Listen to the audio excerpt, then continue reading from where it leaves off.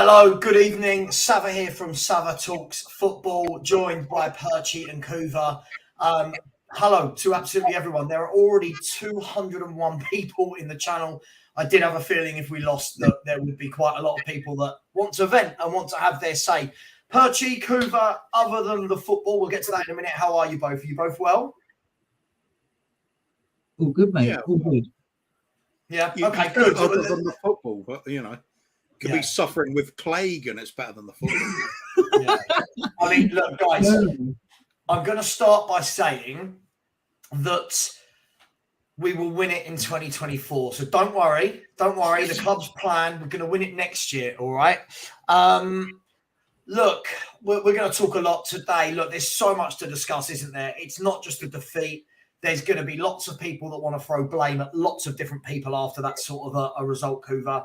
There's going to be people blaming team selection. There's going to be people blaming Conte, Stellini, the players. Some people are blaming fans for saying they wanted Harry Kane to have a rest. It's just a big... When results like that happen, Kuva, you're not surprised anymore, are you, for how long you supported Tottenham? Are you surprised? This is the norm. We were talking about it backstream, weren't we? As far as I'm concerned, this is the club that's been built. This is what we do. Weaken sides for domestic cups, hope to get through, regularly get embarrassed by it. There's no coin to be made in it. So it's all Champions League and Premier League finishes. That's the only thing that matters. That's the consistent thing along the way. Then it's just take your poison of which manager's the poor sap that has to take some blame along the way. At the moment, it's Conte. I've got to say, the football's diabolical. We look clueless, devoid of any ideas, and we look like a club that can't play without Harry Kane in the team. Yeah. I mean, look, just quickly, I will say thank you. Look, there's 307 of you in the chat at the moment. It's going a bit bananas. I will put as many comments as I can up, but already there's just so many. Some laughing, some crying, some just fed up, I think.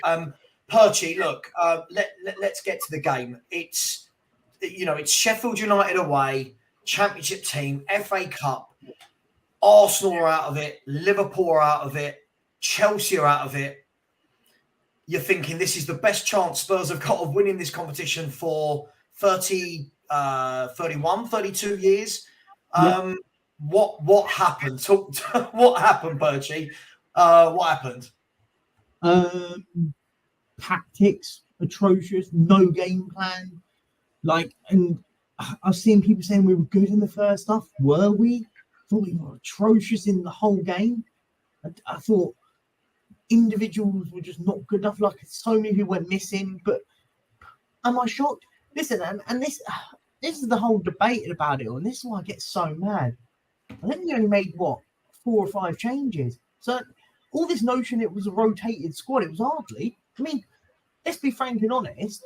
If Harry Kane was injured, that realistically would have been a side we play on the weekend. Does that make sense?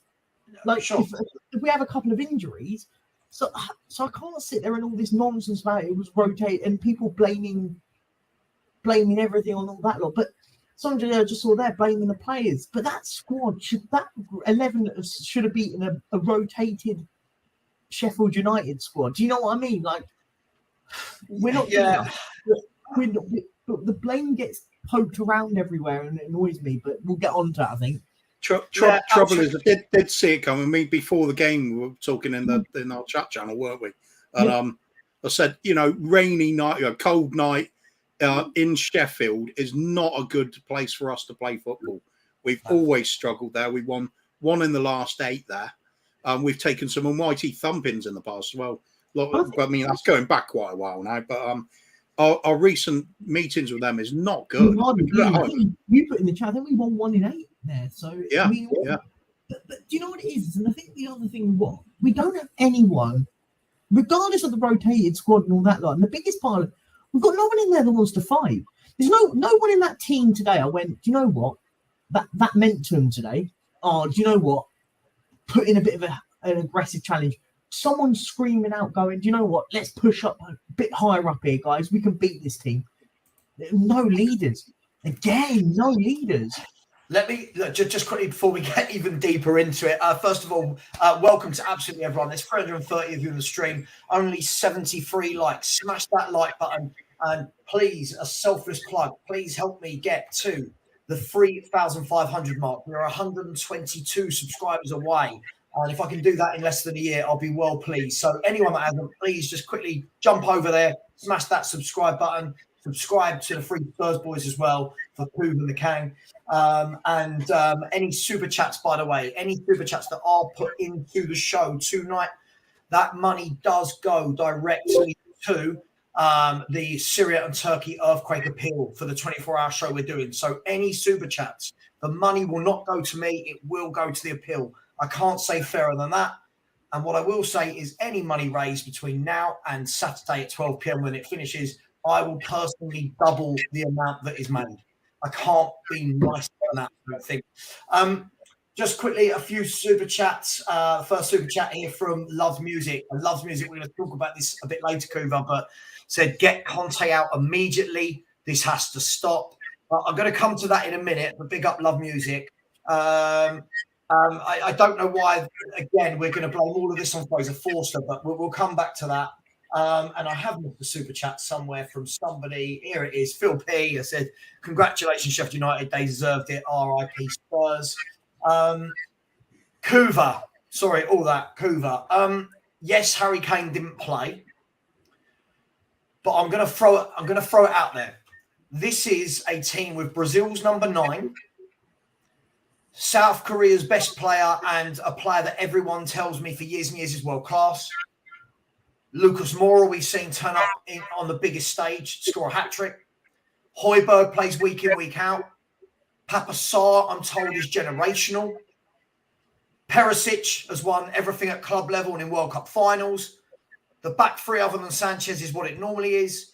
Porro's a £45 million signing. And on top of that, Kuva, we've played a Sheffield United team depleted with sickness and injuries, and they made 8 changes from the team that beat Watford. Is there really any excuse? Got to love the FA Cup, haven't you? But is there any excuse for not winning that, Kane or no Kane? Yeah, there's always factors, isn't there? I mean, if we are talking about a cup game here, they would have had a passionate home crowd, difficult circumstances for us. You know, them being at home in the midweek game at night, it's a big thing. It's quite a hostile atmosphere. I've been lucky enough to be there on an away game. And they really do get behind their team. Yeah. Having said that, we should be used to that. I mean, we're playing Champions League football, for Christ's sake. Yeah. Now, what annoys me isn't so much the fact that we got beat, and getting beaten is disappointing, of course. Yeah. It's the fact we show so little quality when we attack. I agree. It's almost embarrassingly bad tonight, and we've seen it time and time again this season. So when people say, you know, it's not on Conte, it's got to be on Conte. It's something. I mean, the team's supposed to reflect the manager, isn't it? We're seeing sort of a safety first type approach to everything. There's no flair. There's no style in the football going forward. It's very workmanlike. Thus, we saw that yet again. But it was disjointed. Without Kane, we're absolutely nothing. You know, there's bigger arguments, conversations to be had about, you know, this is club policy, throwing the games, well, not throwing them, but put out weakened sides, preserve the players for the Champions League and league matches. But where's it getting us? We're throwing away chances in trophies that we could win, trying to pursue things we can't. It's crazy. The performance was absolutely diabolical. I think we were actually worse at Forest, funny enough. But you put those two results together, oh my God, that's introduction to Spurs Cup football in the last few years. We're just so bad to watch as well. It's painful. Really bad, isn't it? Really bad. Yeah, I mean, I'm not really angry. I'm just used to it now. It's I've lost this all is sort what of we annoyance. do. It's like set up for it, isn't it? Every season, we could win the FA Cup, we could win the League Cup. You know damn well we're not going to put out strong teams in there. So it's always ruled out before we even try. It just pisses me off. There's not a lot I love about this club anymore. It used to be something. just before I come to you, Perchy, by the way, big up to Secure IT VPN, who is one of my new sponsors. So if you are looking for a VPN network, go over to do me a favor, man. Put your link into the channel if you want, and if people go over there and subscribe, it's really, really good. Really great product. Very secure network, and you can stream whatever you like. So go over there. Perchy. Look, I don't know where to begin because, look, at the weekend, one of the things that was levelled at me and you, certainly, Perchy, was that we don't celebrate enough, right? Don't get me started. Right, but listen, I'm going to say one thing that's levelled at me all the time and you is you don't celebrate enough, and why aren't you going over the board that we beat these teams? And I bring it back to this word, Perchy. I believe everyone's got the right to celebrate however they like, right? That's not it's not for me to judge. I'm not the celebration police. What I will say is I keep my feet on the ground for this very reason, Perchy. Because Spurs will do this to you. We win 2 games, bang. Yeah? Mm-hmm. We did it before. We won 2 games. Leicester City, bang. Yeah? Milan, bang. Yep. Sheffield United. But it feels like we get so carried away when we win a game, Perchy. Then when we lose, we want to make excuses. Yep. Where does the blame sit tonight? And have people got to calm down every time we win a game against a bad club? We had fans going crazy, singing West Ham get battered, Chelsea get battered. It all looks quite funny now because we're now out of probably the only trophy we're going to win this season. Let's be honest, we're not going to go and win the Champions League unless we get very, very lucky. And this is why I say at the time, I said the celebrations at those things was embarrassing. I said it was embarrassing because I said, do you know what?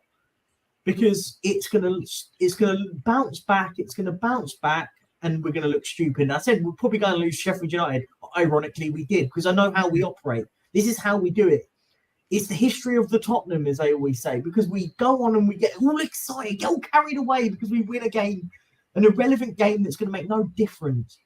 That in the long run, it's going to make no difference because it doesn't matter.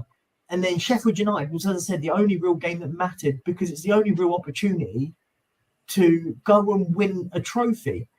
And where does the blame lie? The blame lies with the manager. Listen, I have had enough of hearing the excuses. You can't blame the owners for this one. You can't blame the fans. You can't blame the players because the manager selected them. People sit there and go, oh, well, this, that, and the other you wanted to rotate this, rotate that. I said, I don't pick the team. You don't pick the team. Kuva doesn't pick the team. The manager picked the team. He got it wrong. And regardless of that, I still thought that the 11 that was fielded was better than the 11 that we were playing against. Doesn't matter what anyone wants to think. People sit and say Richarlison shit. He seems to do very well at Brazil. They pick him every single time. Heung-min Son, everyone tells me he's world class. Lucas Moura, as you said, done it on the biggest stage in the semi-final of a Champions League when we needed him the most. Højbjerg, everyone tells me he's amazing. Sarr, as you said, people say he's the next big thing. But listen, that team should have been beating Sheffield United B team today, and that's what I'm doing. It's Sheffield United B team, by the way. None of this is Sheffield United. It was their second string today. It's embarrassing. And this is the point. And this is the point when people go mental about, oh, well, you're not a real fan because you didn't celebrate. Because it doesn't matter to me. Because what matters is the long term. If we celebrated like that, beating Chelsea because it won us the league, I totally understand it. Makes sense. But anyway, yeah. That's the way I want to put it. Let me ask you just quickly. I've got a couple of super chats. Another one here from Kafkov Gaming and said, now we got go-karts. This club is a circus, not a football club. Nexus, big up to you as well, and said we have a huge 60 million goal problem with Richarlison. Kuva, look, before we get on to Richarlison, look, I'm of the opinion, you know I am, Kuva. I don't blame all this on one person. For me, I think there's plenty of blame to go around. I think there's a great big pie, and I think a lot of people are having a slice of it. I blame the owners overall for things that go on. I don't blame them for tonight, but I blame them overall. I blame managers for situations like tonight, why wouldn't you play Kane? That could be an argument. I blame the players because, quite simply, as Perchie said, Kuva, this was a very young, inexperienced Sheffield United team with 8 changes. So where are you putting the blame for tonight's game? I don't mean the club. We all know about Enoch and Levy. But tonight's game, are we blaming Stellini? Is it Conte? Is it the players? Where's the blame for tonight? It's all part of the same package. The blame is all of it. It's the culture at the club. This club has been built this way over a long period of time. Trophies don't matter. Domestic trophies can be binned off in favour of bigger, more profitable competitions. The Premier League placing to get Champions League football. That's all that matters. So you can take that bit on the owners. You can take that bit on the chairman. You can take blame the chairman for this lack of direction and chopping and changing managers and people that don't fit and lots of signings that don't work. You can blame the director of football for failing to get rid of players we need to get rid of and not bringing in players we need. You can blame the manager for the tactics and the approach the team has to the matches. And you can blame the players for this lack of passion on the pitch. At least if you're going to go out to a cup game, you at least go out fighting. We kind of go out in whimpers with this club. I think so. The complete lack of imagination and talent, lack of any sort of spark going forward is just simply astonishing. We should not be in this kind of state. Even when Kane came on, it wasn't much better, was it? It was we're just terrible state. Really bad watch. I just don't give a shit anymore. They won. As far as I'm concerned, they won. Yep, this is the club we've got. Hooray. Yep. Let's get the open top bus out because we might get 4th. It's absolutely scandalous. Agreed. Kuvi, you're absolutely spot on. And one thing I wanted to add on you, I think someone mentioned in our group chat that we were in and stuff, and someone went, I mean, we've got 5 minutes to go. We're losing 1-0 and we're still playing with 3 centre halves. What's going on here? No, and it's that was me.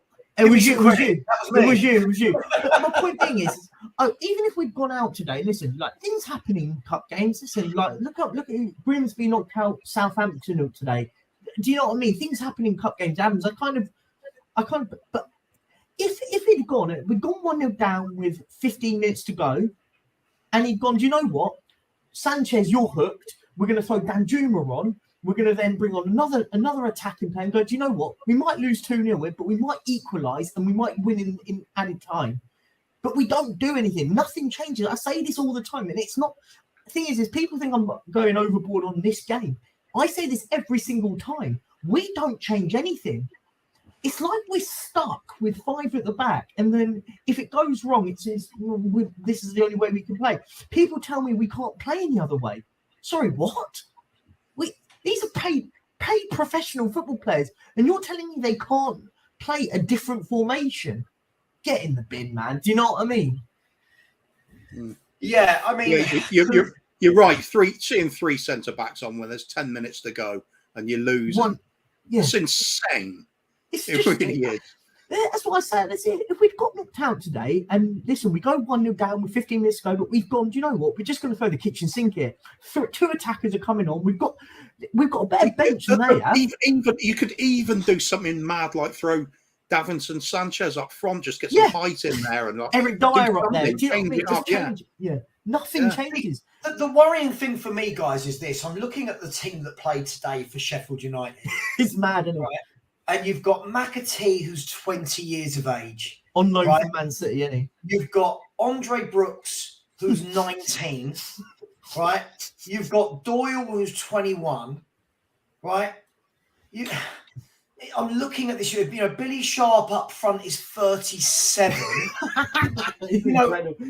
This is the thing for me. I want to be really clear, right? I am very much Enoch and Levy out. I want to be very clear about that. But the team that was put out on that pitch today, there was enough quality there. Now, from that, what I want to see, I want to move this on to the players now, Kuva. What I want to see is we're going to talk about Richarlison in a minute. Before we do, I want to talk about Hong Min's son. because again, it's another game where you're thinking, right, Kane's not playing. Big up, Sean.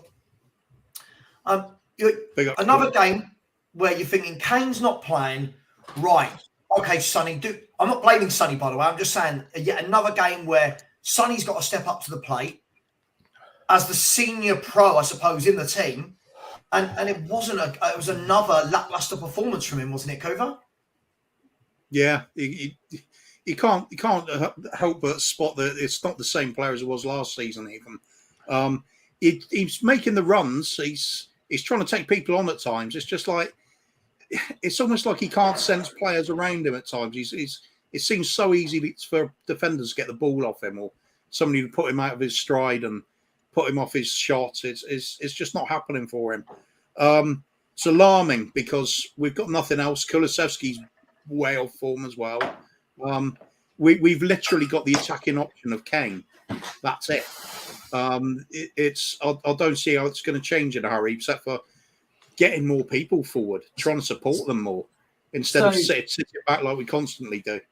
Kuva, just to jump in here, sorry. So, you know, when everyone sits there and blames the team that played, okay? So everyone who sits there and says, you can't blame Conte or Stellini, it's the players. This is what he said.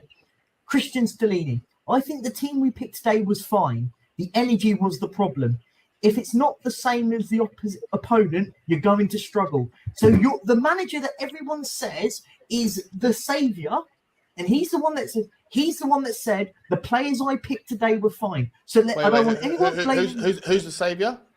No, because everyone sits and you can't blame Conte. By the way, you can't blame Conte because you can't blame Conte because it's the players that are the problem. The manager, Stellini's the manager today, has come out and said it wasn't the selection that was the problem. It was the energy of the players. When was the last time Stellini / Conte ever accepted responsibility for any fucking decisions they've ever made? But our fans love it up though. I just want to apologise. I want to apologise really quickly in advance.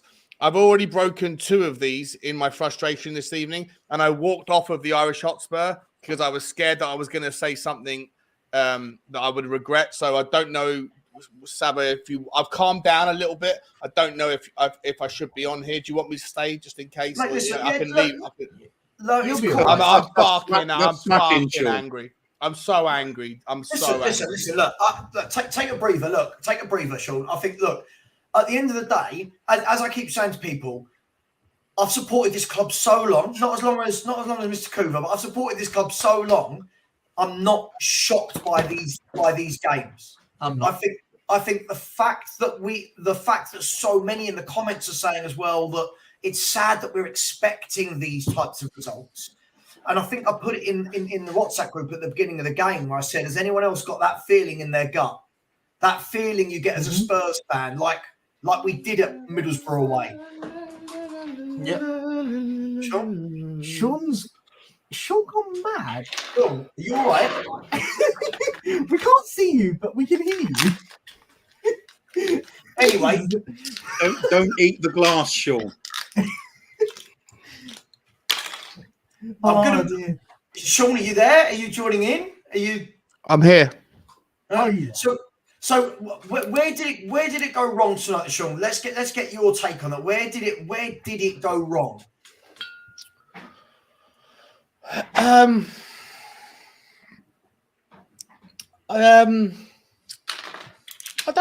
feel like it's difficult. You know, I watched the first half and I thought I came away thinking I don't know where you criticise. I was in the halftime interval on the Irish Hotspur. I basically said that Tottenham were playing at a 3.5 and that they were playing at a 3. Like, so we had the edge over them, but there was nobody that wanted it. And it was bollocks, and it was generally bullshit. And essentially, there was going to be a situation where their strategy was going to play out to be in the game after 75 minutes and then turn up the fucking heat and then see if we can compete. And it panned out exactly as I thought it would have done. I thought the individuals were lackluster. I thought Sanchez had this fucking determination to try and like replace Romero with this ability to try and pick a pass, and he was ignoring Pedro Porro on the right-hand side in the first half. That drove me up the fucking wall. And Pedro Porro in the first half wasn't doing what he reminded me of, like what Matt Doherty did when he first came into the team. Højbjerg was anonymous. Pape Sarr was anonymous. Perisic got into great positions. It was a bunch of everybody individually was like doing nothing necessarily wrong, but whenever they got the opportunity to do anything right, they failed every single time. And in the second half, Sheffield United just amped up the fucking opportunity. When they got the chance, they just turned it up a little bit. And for me, it was crying out for better substitutions more frequently earlier on than what happened. Yep. Look, but I've got to be honest. I hold myself accountable, because I said on your show on Sunday, I said, I don't think this is a game where you have to play your best team. And I said I listened to Danny Kiriakou, and Danny said, no, you have to play your best team on Sunday. And I was like, well, I understand why you're saying that. I understand. I acknowledge your opinion. There's nothing wrong with your opinion. I'm not going to challenge it. For me personally, I think that there's a problem at Tottenham if you have to play Harry Kane and you have to play your first 11 in this one, then there's an issue. Right. So I was like, I don't have a problem with people that want to do that, but I thought that we didn't need to do it.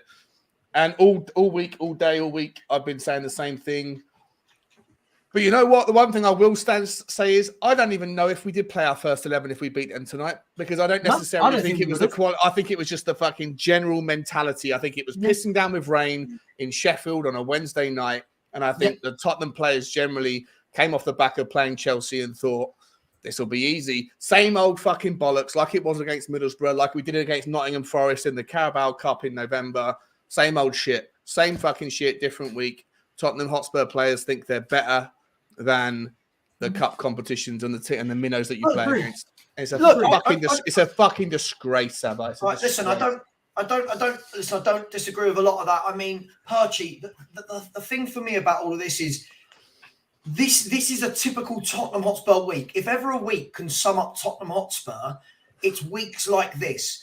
Our fans go from there to exactly. This is the Tottenham Hotspur. You're exactly right, mate. If you could like mold a fucking shape of we're like a mountain. We get excited about everything, then we fall to the everyone is now starting to hit to the ground now. Whereas I stay calm because I knew how it works. Me and Savva are the same. Everyone had a go at me and Savva for not going crazy that we beat a really bang average Chelsea side. I said it.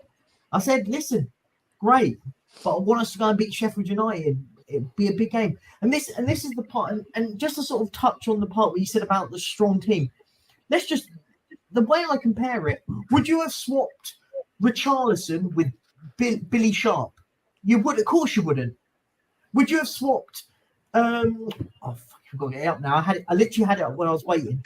This is the point, and I think this is kind of alluding to Sean's point, right? That first of all, in football, we never know. There's no absolute. So what we can't do is sit here and go, well, if Kane and Romero start, we win the game. We don't know. We've lost games with Kane and Romero playing. If I remember, Kane. No, I think we lost that game. Whoever played, I think we lost that game tonight. Sean, this is my point. But we don't know.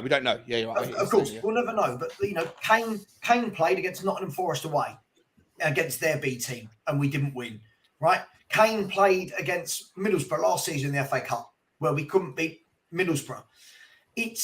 I think I get it. All the people now saying we definitely should have put out our strongest 11. But realistically, and this is something you said, Perchy, throughout in our WhatsApp group, was other than Romero at the back, and bearing in mind all they had to mark was a 37-year-old Billy Sharp, right? Yep.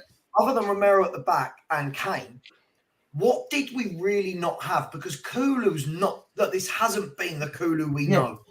So there was two players. There was two players in that team that I wouldn't expect us to be involved in a match day squad in the Premier League, and that was Davinson Sanchez and Lucas Moura. Every single one of the players left on that pitch would have been in a match day squad. You wouldn't have been shocked if Sarr started over Skip. You wouldn't be shocked if Perisic played at left mid. You wouldn't be shocked if Richarlison started. It's not that shocked. Not shocked if some would have started.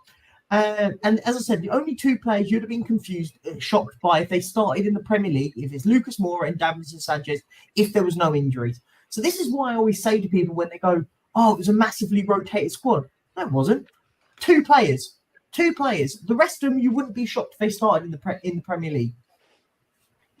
Yeah, I mean, Kuva, it's there was enough out there to win the game, but was it an energy problem? Was it a desire issue? Like, Savva, Coop, before you jump in on that one about the answer, I realised, Sav, I did leave the last stream for a reason. I don't know why I jumped in on this one. I'm not in the mood. I got to go. Love you guys. I can't be bothered. Take care, mate. Take care. See you later, Sean. Listen, losing games affects us all differently, but, big up Sean and get over there and subscribe to his channel. I mean, Kuva, Middlesbrough, Sheffield United. yeah, take your pick. Culture. Moura, Sheffield United, Borough. Yeah. They looked like they were first to every ball. Even the 20-year-olds in central midfield were battling and fighting and getting stuck in because it means something. It's a big cup game for them. Yeah, for us, it's not a priority, and that's what you get when things aren't a priority. Which team today looked like the team that wanted to win it today? They looked more up for it than we did, and that's simply what it is, and that's what the manager's gone out and said. They were more up for it than we were. And do you know what it is? I had a feeling when I saw that they'd rotated by 8 players. And I had a feeling. I went, I bet you they're sat in that dressing room going, "We've got this, guys. We've got to play 5 out of 10 today, and we'll beat these." They've all rotated. They don't care about the cup. We've done it. We just got to show up, and we'll be fine. Harry Redknapp, mentioned him when he was at Bournemouth, and he said that when he played Man United, he said he could hear them all sitting there like in the other room, and they didn't really give a crap. It had that feeling today where they were fully rotated today, and it kind of had that attitude of we don't have to try today. We'll be all right with the team we've got, and we should have been. No one really cared. Do you see what I'm getting at? Like, it kind of everyone just went, "Do you know what? As long as we just show up today, we've won this." It's an attitude problem we have at this club, and it's not just an attitude with the players. We have an attitude problem collectively as a fan base. Don't really get, until we start acknowledging, actually, do you know what? Maybe we need to start looking at some of these players and go, "Do you know what? They're not good enough," and they're not. They've got attitude problems and not good enough. Yeah, man. I think a lot of this as well. I know he said he didn't want to get onto this being a sort of Levy thing, but at the end of the day, it's still the chairman there. This is built under his stewardship. It's this attitude of we are bigger than we really are. It's this. He's looked at transfer policies. He's seen what Chelsea were doing, buying in a mountain of players, farm them out on loan, make big money off selling them on. So we try and do the same, and we buy absolute crap, can't sell them. Lucky to get our money back in most cases. And then when it transfer that onto what happens on the pitch, we're doing the same thing. We're putting out weakened teams in lesser competitions as though we've got a chance of the league or we've got a chance of the Champions League. Man City do this with the weakened side because their weakened sides are still good enough to get the job done a lot of the time. And they genuinely are going for a league or a Champions League. There's the difference. We're acting like we're them, and we got nowhere near that level. No, but do you know what? Actually, you brought up a good point about Man City here. And this is one thing that I do question about us and the way we operate as a football club and the way we pick teams. Nobody is safe at Man City. Listen, I've seen Kevin De Bruyne get dropped by Pep Guardiola. I've seen Haaland get dropped by Guardiola. And then he allows players like Alvarez to play games of football. What we don't do is we haven't got the balls to drop Harry Kane. We are doing it now with some. We don't have the balls to drop Hugo Lloris. He's injured at the moment. We never have the balls to drop certain individuals at this football club. They seem to have their name already on it. And listen, I'm a bigger Harry Kane advocate. But my point being is I've noticed that Richarlison isn't. People want to blame Richarlison all you like. I get it. He hasn't been great since he's come here. But he hasn't had a run of games which you go and say, do you know what? He's played as a number 9 for 5 games, or that's the problem. Or we've rotated and allowed him to play a couple of games in the league. It's the first time since he's joined today he played as number 9. That's mental. Yeah. Look, let me, Alex, I'm going to bring you in. Welcome, mate. Just 1 second. I'm just going to go through a few super chats. And bearing in mind, please, anybody that does put in a super chat, this money does go to the Syria and Turkey earthquake appeal. This isn't making me any revenue. Please, if you can, donate something, put in, and we'll be doing the full 24 hours from Friday. Please please subscribe. Thank you to the 11 people that just subscribed. If we can get 11 more to get me to 3,400, I'll be eternally grateful. Rooksy Popper said, fans who rate Conte need their head checked. Crap. We'll talk about Conte in a minute, guys. Tin Man has said, blame for me as the manager for not starting a strong lineup. But I believe Levy has told Conte top 4 is priority. Disgusted and fuming. We'll come on to that in a minute because I can see Kuva agrees with that. And Q7, big up my man, hope you're well, said, when will Spurs fans learn? We let results blind us from the poor, mediocre performances. Sanchez starting, 3 centre-back versus Sheffield United kids. Lucas starting before Danjuma, top 4 of a trophy. It's everyone's fault. I can't disagree with a single thing you said there. Alex, you've been really vocal about Spurs should at least get to the cup final with the teams that are left in this competition. And we've got knocked out, mate. What did you make of it? Big up, Alex.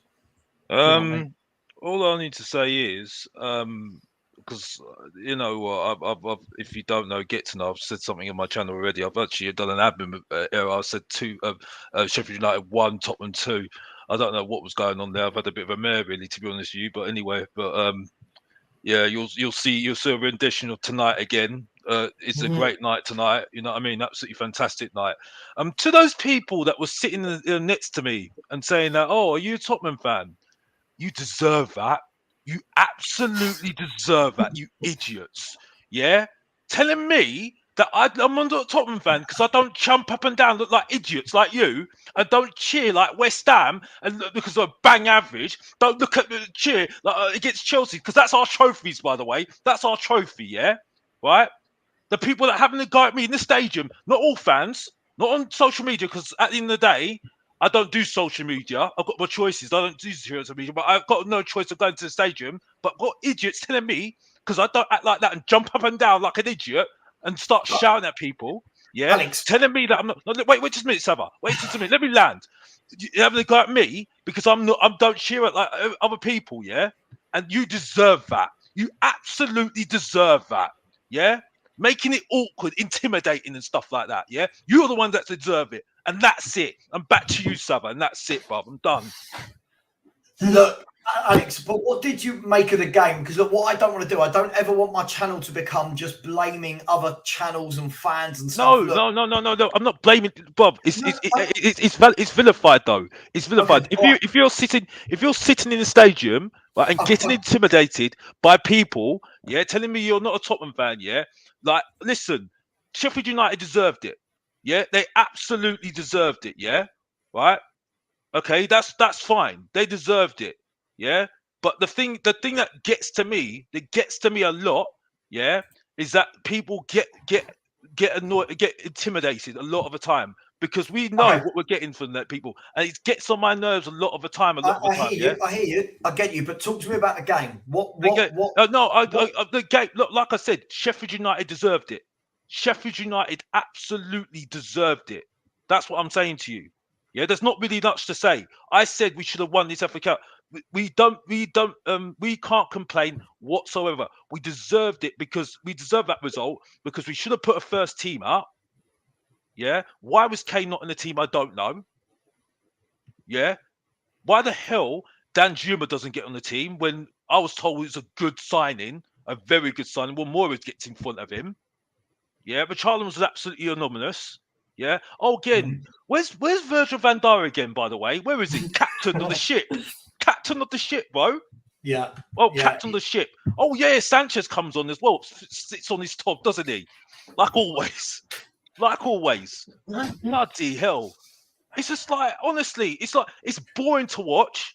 I'm done with the manager. I'm done with the manager. I'm sorry. I can't do it anymore. I can't do it anymore. He's not the whole problem. He's not the whole problem. Yeah. But the fact is, he's not Tottenham. He's not a Tottenham manager. He's not a Tottenham manager caliber. And what I mean caliber, below caliber. That's what I mean. He wants top notch. We are not top notch. We are not top notch. Okay. I mean, Perchi, I mean, I want to talk about Conte. It's bound to, and then I'll pass the baton over to Kuva. It's bound to come up, right?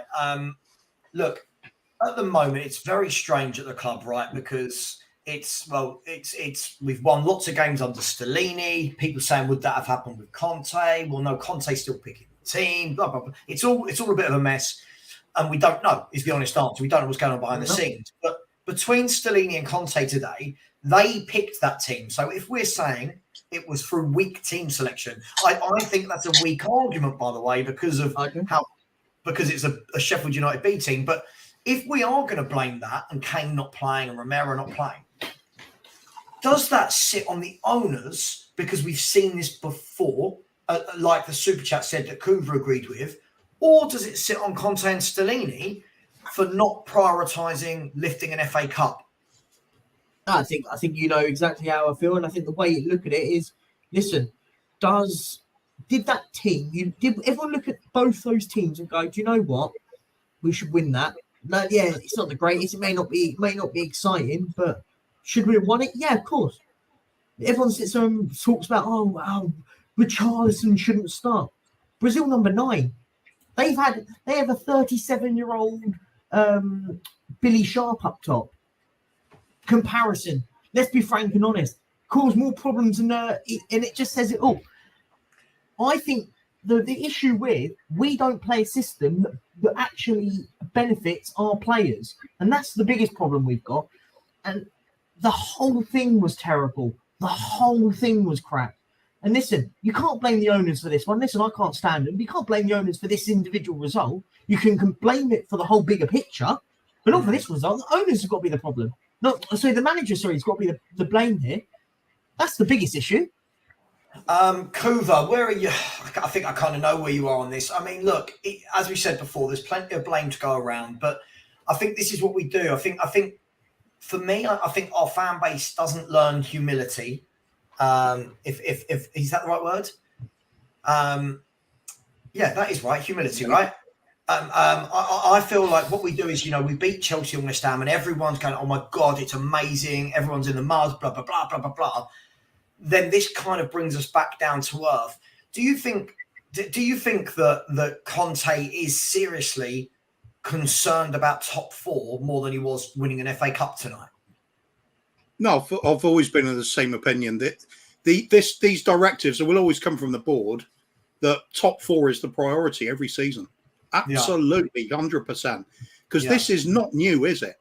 You look at any manager who's been here long enough to actually long enough to be judged on any kind of string of results. It's always been the same. Weakened teams in the cup, domestic cups. Every time. Even going back to the likes of Redknapp and stuff. When we first started hitting Champions League. Still put weakened teams out. Is it every manager has this same mindset? I don't think so. They're being pressure's being put on them to do this. So sorry, mate. Can I just on something you mentioned there, and I do agree with a lot of what you just said there, but I look at it and go, this time we've actually got, if we want to say a rotated squad or a B team, however people want to word it, it's better than any other B team we've had in the past. Use the strikers as an example. We've got Richarlison. We had a 36-year-old Llorente under with Pochettino. We had Carlos Vinicius under Jose. We had Vincent Janssen under Potter. Do you know what I mean? Richarlison's better than all of those strikers. So I think not sure he is at the moment, to be honest. I don't know. But I think he works hard, but as a striker, he's not showing anything, is he? And it's why a lot of people didn't want him, right, Coover, in the summer. We had a lot of people that were creaming their pants over Richarlison. But for me, I think... Ironically, I think he could work quite well under Pochettino's system because He wants that kind of workhorse up front. Yeah, Somebody possibly. puts the Getting shift in close. someone that pushes high. We don't press. Yeah, The thing is he's a Let's be workhorse. And you honest. can press high. Perchy, Well, boys, let's be but honest. anyway, the point I was making was, as I said earlier in the show, this isn't just on the manager for me. This isn't just on the chairman. This Agreed. is all of it. This is Agreed. a culmination of things we have been building for the last. I'm going to go before Enoch took over, because this was happening under Sugar as well.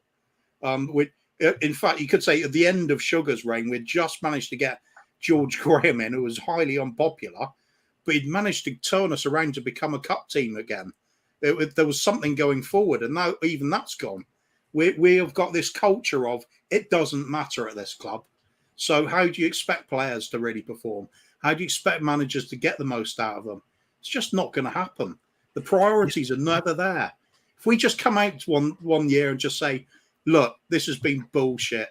We're going for domestic trophies. These next 5 years, we're looking to win 3 domestic cups, something like that. But Let's set out an actual plan and go for it, rather than, no, just top 4. That's all that matters. Just get the revenue in. Everything else takes care of itself. Look at the current state of affairs, not just the result tonight. Look at the 8 players out on loan we can't even get rid of. They're not good enough to be in our squad, but we can't even sell them. Come the summer, what's going to happen? Are we going to sell them then? Doubt it. Maybe 1 or 2 if we're lucky. We're not going to be able to sign players because of that. So nothing's going to change. We've got this backload of shit. We're a constipated club. That's what we are. We need to get rid of all the shit that's been backed up for decades and start again. I can't see anything changing unless it changes from the top. Just quickly, Coover. Look, I agree with everything you said there. Just quickly, people, please smash the subscribe button. We're 8 away from 3,400. Please get the super chats in as well. The money does go to charity. Coover, just before I move on to Alex, I'm seeing a lot of this tonight, and this is really starting to creep into our fan base now, where fans seem to keep being blamed for everything that's happening. Where, let's be really honest, Coover, it doesn't matter if anyone wanted Richarlison to start or not, or wanted this at the back of it. We don't pick the team, right? We're just football fans talking about it. That surely, that part of it sits with Stellini and Conte, doesn't it? How can things like this, fans shouting for Richarlison to start up front, deserve this? It's a bit, I don't know, it just feels... Yeah, painful lesson, isn't it? I mean, we've got one of the answers we were looking for at the moment, haven't we? Of course. Cost us a game, it cost us a trophy, but that's it. It didn't work tonight. So, is it going to work? That's the question. You can't too smaller sort of sample size to really criticise in a long term, is it? He needs like several games up front to get into any sort of rhythm. But he's a striker that relies on somebody creating for him, right? He's not a Kane. He's not a bloke. He's not a bloke that will drop into the midfield and try and make something happen. He's almost a very static player in the box until he's fed, if that makes sense. And that, for me, Coover, is why I never understood why he was bought. Yeah, we had Vinicius, didn't we? Same sort of thing. Yeah. Same deal. He could do that. He's a poacher. He knows how to score goals when he's in the box. If that's what we're after, could have stuck with him, couldn't we?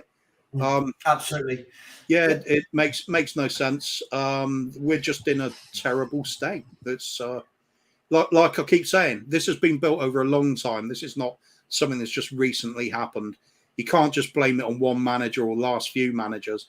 This has been going for ages. We've had managers brave enough to say these things in the past. Posh saying about the furniture needing to be put in after building the place, and Mourinho saying, he's if anything, you could say Mourinho's the only one that's really bucked the trend, because he was the one that wanted to go for that cup when the directive for everybody else is to bin off the domestic stuff and pursue of Europe. But he's a born winner, that man, isn't he? Like and look what happened to him for daring to suggest that. I agree. Let me come to you, Alex. Just before I just want to say this quickly. Yeah, I wasn't having a go at all fans. I'm only having a go at the people. No, I just want to verify that. Yeah, it's not having a go at anybody. It's just having a go at people that are in the staging that have had the minority of people have had a go at me and tried to intimidate me. And when you've gone through that, I've verified by saying something back, and that's what I've done. I've done it on my channel. Alex here to see if you really want to know. I've done it. I've got it exclusive on my channel already. I've done it already. So that's the only reason I said it, and that's it. And that's me done saying that, and that's it. Yeah, Alex, I get it. I'm just starting to see it a lot from other channels, from fans everywhere, where it's constantly the fans, even in our own WhatsApp group, fans are being blamed for things that they don't have any control over. Like, listen, I agree with you there. I agree with you there. You know, if Harry Kane is dropped for Richarlison, it doesn't matter. We can sit here and debate that all night, but none of us are the ones going, right, you're playing tonight, you're not. Just quickly, Rob Ski, thank you very much for the super chat that said, big up, lads. I'm just absolutely embarrassed, gutted. Where do we go from here? Top 4, no trophy again, Groundhog Day, only we don't do anything. Season over for me. I mean, Alex, we are 4th. Even though Liverpool did win tonight and have now gone, I think, what have they gone, 6 behind us with a game in hand? We are 4th. We are still in the Champions League. Is it season over? Are we being? I keep seeing people say this. Is it season over, Alex? For me, it is, because for me, there's no trophy this season. I'm sorry, we could get past AC Milan somehow. But if you saw Real Madrid against Liverpool, that you see some of those strikers against some of our defenders, you're getting bantered. I'm sorry. I think for me, I don't care about Champions League, and for me, it needs a whole build again, and I don't know how that's going to work out for me. I've said it already. I'm going to stop going on reaction shows now. To be honest with you, I'm going to focus on other things now and do other content on Tottenham. I was thinking about this for quite a while now, because this is just, and this is not having a go at you, Savva, at all, because you're my boy, Bob. But and actually, I've got a lot of respect for you, even though we'll have a debate one day. But I've got a lot of respect for you. But just this is I'm not learning anything. I've been feeling like this for quite a while. I ain't learning anything from this anymore. To be honest with you, I'm not learning anything whatsoever. Well, let me come to you then, Perchy. I mean, lots of people. One of the things that keeps being told about what Conte's doing at the club is I keep hearing that he's changed the mentality. Right? I keep hearing this. Now, I tend to hear this when we win a game. Right, when we win a game, and I'm not knocking Conte, because I don't entirely believe that some of these players can have their mentality changed.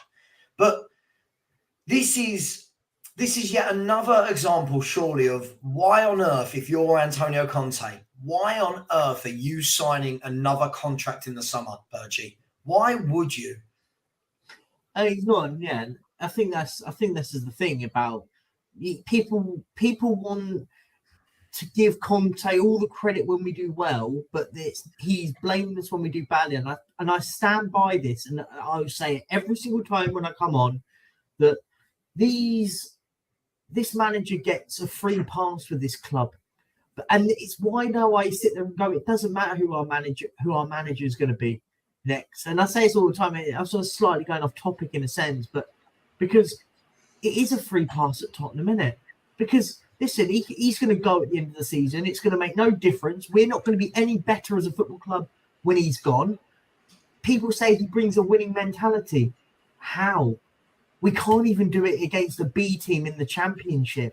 And the thing is, do you know what's even worse is I knew I shouldn't have watched the draw after that game. I've looked at that draw and I've gone, do you know what? If we'd have won that, we'd have had a home time against Blackburn Rovers. Do you know what I mean? Yeah.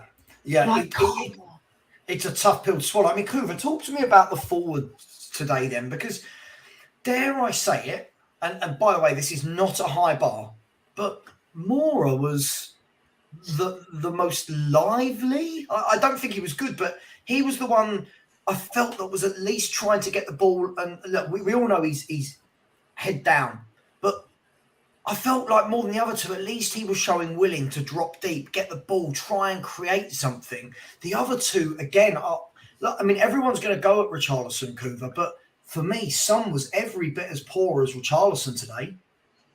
Yeah, I think Moura is possibly the only player that looked like he was enjoying himself. Maybe it's just the lack of football for him over the last few months. Possibly. Yeah, it was a classic Moura though, wasn't it? Loads of energy, loads of running, Yeah. nothing to show for it. That's always been the problem, bar the odd one game or two. Well, let's face it, one game in particular, isn't it? That's pretty much the reason why he's still held in good regard with Tottenham fans. I mean, I'll always have a soft spot for him for that night in Amsterdam as well. But as a player for us generally, he's been pretty bad. The fact that he was the only one that looked lively tonight said it all, really, didn't it? We just, there's so little happening with the team.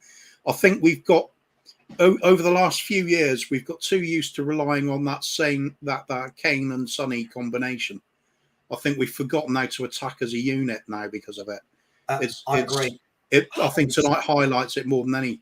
We're saying it's all well and good saying Richarlison's crap because he's not didn't do anything as a forward. But if you've got a couple of decent wingers in constantly delivering the ball in, and they're being supported by players behind them, feeding them ball, kept pressure in there, some other players getting into the box to offer different targets, you'd probably see Richarlison grabbing a few goals.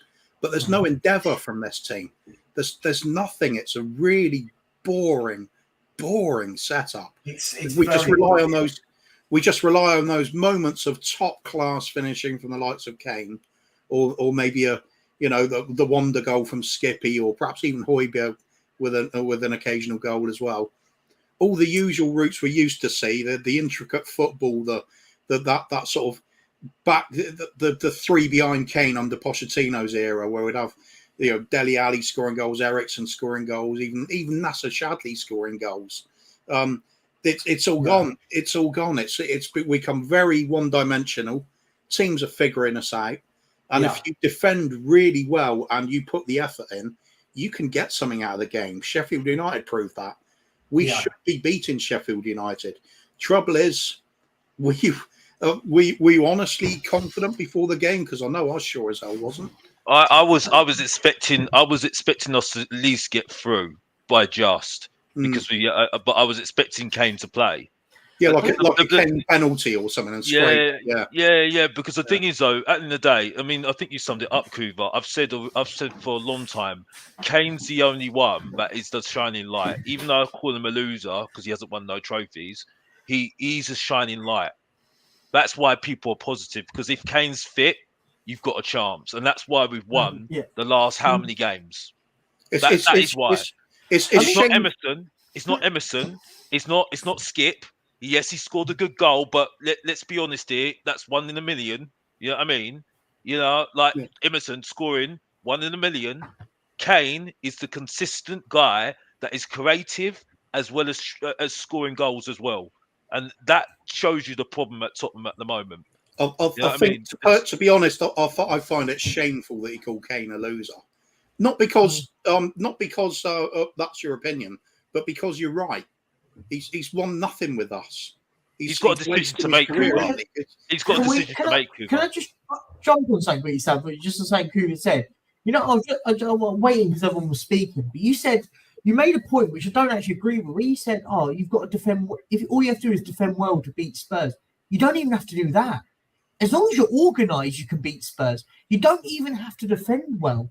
You just got to sit there and be. If you're organised, you're sitting in the dressing room and go, stay organised, stay compact. They ain't getting through you, and that is how you break Spurs down. Isn't being organised defending well though? No, but my point being is you don't have to do anything spectacular. Oh no, you don't have to turn into Maldini for the day. Yeah. No, my point is as long as you defend your certain areas and you defend as a unit, as a team, you can stop Spurs completely.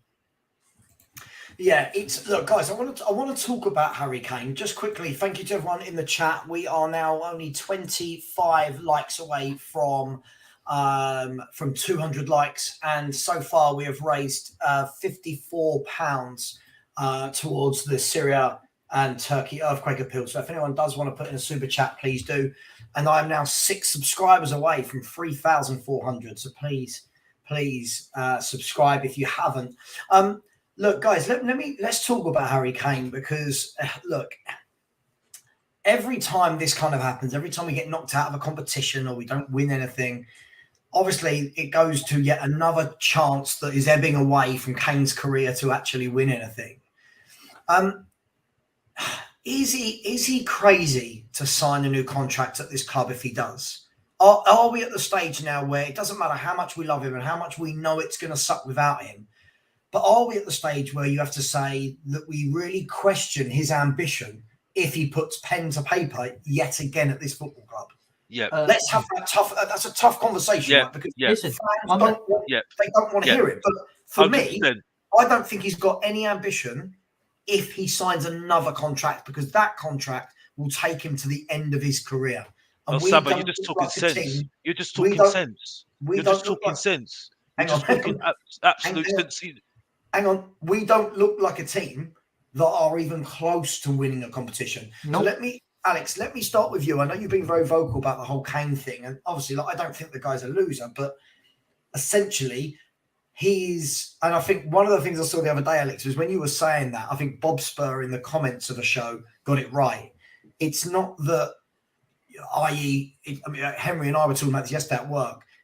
Who's had the better career? He asked. Henry loves asking me a question. He loves asking me a question. He said, who's had the better career, Savva? Jamie Vardy or Harry Kane? And for me, it's not the right question as who's had the better career. For me, it's who's the most decorated. Right? That's the word, is decorated. But who's Alex, the most successful, Yeah, most successful. Better career. If he ends up being Spurs all-time goal scorer, which he is, England's, which he is, he is, and the Premier League all-time goal scorer, that's not a bad career. But personally, Alex, he's not won anything. Does he have to go? For him, not for us, for him. Yep. I'm sorry. It's happened with Sol Campbell, Sheringham, Berbatov, and as I said before, someone said it perfectly on ESPN, and I know Tottenham fans don't like ESPN. Records are there to be broken, mate. Records are there to be broken. Trophies can never be taken away from you. That's all I need to say. Sorry. And he knows it because he was twerking for Manchester City a couple of seasons ago. So he knows it as well. So sorry, he knows he's a loser. He knows he's getting it. He knows he's going to feel it. He knows. So he's telling himself this as well. Sorry. I feel sorry for him, but the fact is it's a harsh game. It's a harsh game. Yeah? Yeah, right? It is. I mean, it is. And I don't want to. The thing is, though, he's actually been very, very loyal, actually very kind, and unfortunately, kindness doesn't really work when you want to be a winner. Ask Roy Keane that and see what happens. Back to you, Savva. Yeah, I mean, Perchy, it is getting to that stage, isn't it? Where look, of course, it's a team game, so him not getting over the line, there's lots of different factors, but are you expecting a transfer request from him or just to run down the contract, or do you genuinely think he will sign a new contract at Tottenham? Is he that loyal? So, yeah, I'll answer that in a second. I just want to go back to your sort of Jamie Vardy comparison. I think the best way to answer it is, would Kane swap what he's achieved with what he's done to what Jamie Vardy done, and he would 100% would have snapped it up. So he would 100% would have swapped it. So that's how I think, achievement-wise, Vardy's achieved more than Harry Kane is. It's undeniable, regardless. Kane would swap it in a heartbeat, at a click of a finger if he could. He would sacrifice his all-time goal scorer for Spurs to win the Premier League and the FA Cup. Hands down. So just to then go on to your point about would he hand in a request? I think the harder part is, the bigger question is who's going to take him? Because I think it's all well and good. Does he want to go? Yeah, he might want to go. Man City doesn't look like that's going to be on the cards up now. So that's one down. Man United. It's got Man United written all over it for me. I think. Do you know what's even more terrible? Do you know what actually it does look like? What's even worse? Chelsea. What do they need? A goal scorer. Imagine Chelsea went in for him, and he went there. It's horrible. We don't want it to happen. I wouldn't rule out Newcastle. Newcastle's another great shout. But But look at the teams right now that are crying out for an absolute prolific goal scorer, and Chelsea are crying out for one. I hate that I'm saying it, and it pains me deeply. Before people in the comment think I'm trying to sell him to Chelsea, I'm not, because he'll want to stay in the Premier League. In a sick way, wouldn't it be one hell of a two fingers up to Levy if he went to Chelsea, immediately won something? And then he goes and breaks Shearer's record at Chelsea. Just quickly, guys. Sorry, just quickly. James Hunter, when you're saying, no, can't agree with that. By the way, I didn't actually give an opinion on it. But the fact I gave is that Jamie Vardy is a more decorated footballer than Harry Kane. That's a fact. That's not an opinion. Yeah. There's a big difference. Am I saying Jamie Vardy is a better footballer than Harry Kane? In no way, shape or form. And can I just say, jump there? Hang on. One second, mate. Yeah. Context for me is you've got Jamie Vardy that's come through the non-league. I mean, I don't even know where he was playing. Like, he was playing at some really non-league club. Yeah, Fleetwood. Before Fleetwood. But before Fleetwood. I can't remember the name of it. Yeah. So he went from non-league to Fleetwood to Leicester when they weren't in the Premier League, into the Premier League, has scored 200 odd goals for Leicester. I might be off on that, but won a league, played in the Champions League with them, won an FA Cup with them. From a decorated point of view, what a career that man has had. What an absolute wonderful career that man has had. Where are you? Stourbridge, that's the one. So Stourbridge, right. Kuva, where are you on? I want to ask you about Conte staying and Kane staying in a minute and the correlation. Before I do, where are you on this whole that he needs to leave to win something? Do you truly believe that that's the only way this man's going to add a trophy to his personal accolades? Yeah, unless Paratici somehow manages to bribe enough people so he can win something. Yeah, it's the only way I'll see it. We're going nowhere. Absolutely nowhere. We've had this conversation before. It's not a rebuild needed at this club. It's a build. We've never got there. I mean, we actually, I'd say, you compare the current squad to what we had under Hoddle. It's not really any much better, I wouldn't say. There was some good players back there, and that's at the start of Levy's tenure. So, where are we going? No idea. How can you bank on Harry Kane winning something with us when we don't know what we're doing? We don't know who the manager will be.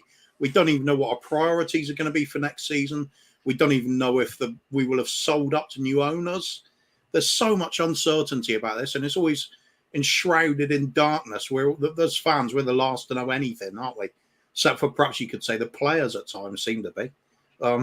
They seem to be going onto the pitch without a clue what's going on often enough. Seemed like it's a bit tonight, especially when we're attacking. It's just absolute crap. I think, and to say like Vardy will be forgotten, I disagree. He's part of that Leicester team. That was a legendary league win. That will be remembered for a very long time. Yeah, it's something that just doesn't happen. So he's already enshrined in folklore. This sort of comment from someone like James Hunter, this sums it up for me. When our fans, this is the thing. We talk about winning things, but then we want to completely belittle a winner versus somebody that hasn't. Now, again, I'm going to reiterate here, Cooper and everyone else. I do not think Jamie Vardy is a better player than Harry Kane. No. But I was using that as an example because this is a man that has played in the same era as Harry Kane. Yeah, in arguably a worse team year in, year out, other than the year they won the league, and is a winner. So all of these people saying, oh, why do you want Kane to leave? It's not about wanting him to leave for me. I'm taking my Spurs hat off, and if I'm looking at Harry Kane, for me, Coover, Man United is the one that, for me, that ticks every box. They're on the up. They've got a really good manager that will get the best out of him. They've got lots of creativity when you look at Bruno, Anthony, Ericsson, Garnacho, Rashford. And the only thing they're probably missing is a 25-goal season, man. I think he'd really enjoy himself there as well, unfortunately. I do. Yeah. Savva, just to jump in. Sorry. Also, quickly, he's got to link up with Rashford there as well. Yeah. That's going to be appealing because you can take that to England with him, can't you? Yeah. So I just wanted to jump in because I saw something that James Hunt said. He keeps saying it and goes, Kane will be remembered more than Vardy. For Spurs fans, Kane will be remembered. For Leicester fans, Jamie Vardy will be remembered for a very long time into the history of that football club. Yeah, I think I know he's getting at though, isn't it? It's like hearing commentators, the old Shearer or Gay. But we're doing it with our Spurs hats on. Yes, we will remember Harry Kane long into our history, growing old, because we'll be telling future generations of how great Harry Kane was as a striker. But Leicester fans will be doing exactly the same about Jamie Vardy. Well, so let's have a look at it. Yep. Jamie Vardy has got 168 goals for Leicester City and 230 goals in his career. He's got 26 England caps, 7 goals, and has won the Premier League, the FA Cup. He's won a Community Shield. He's won Premier League Player of the Season, Football Writers Player of the Year, the Premier League Golden Boot. He's won the Player of the Month 4 times, PFA Team of the Year twice. And yet I'm sitting here reading how people are just going to forget that this man won things. Like, look, this guy's cracking me up. It's a team game, Savva. Trophies are won by teams, individual accolades by individuals. They are separate. Of course they are. But what I'm going to say is this. Alex, when you're watching Sky Sports or BT Sport or whatever, choose your poison, right? And they have guests in the studio, right?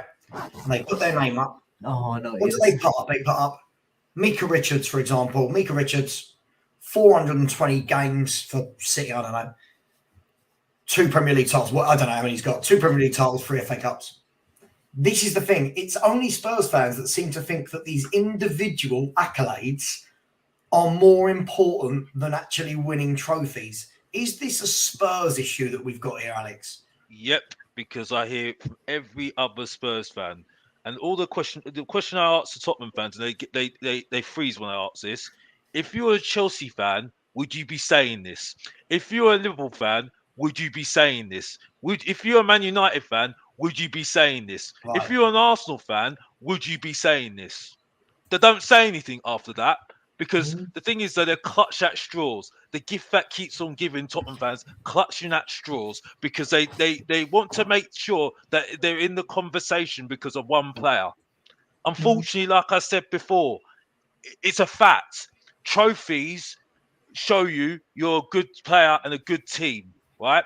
Top players get you over that line, right? There's a reason why top players left our club because they know this. They know this, okay? And only top players know this. But Tottenham fans will always say this because they don't like the fact that they want to try and clutch at something to make themselves look like the top of the top table. But unfortunately, trophies only do it, and that's it. And if you don't know, get to know. Mr. Boxoff, you're talking this again. Actually, go back, big ups, Kuva, back to you. I was going to say, box office is spot on here, by the way, guys, because he actually said something that was absolutely bang on the money there.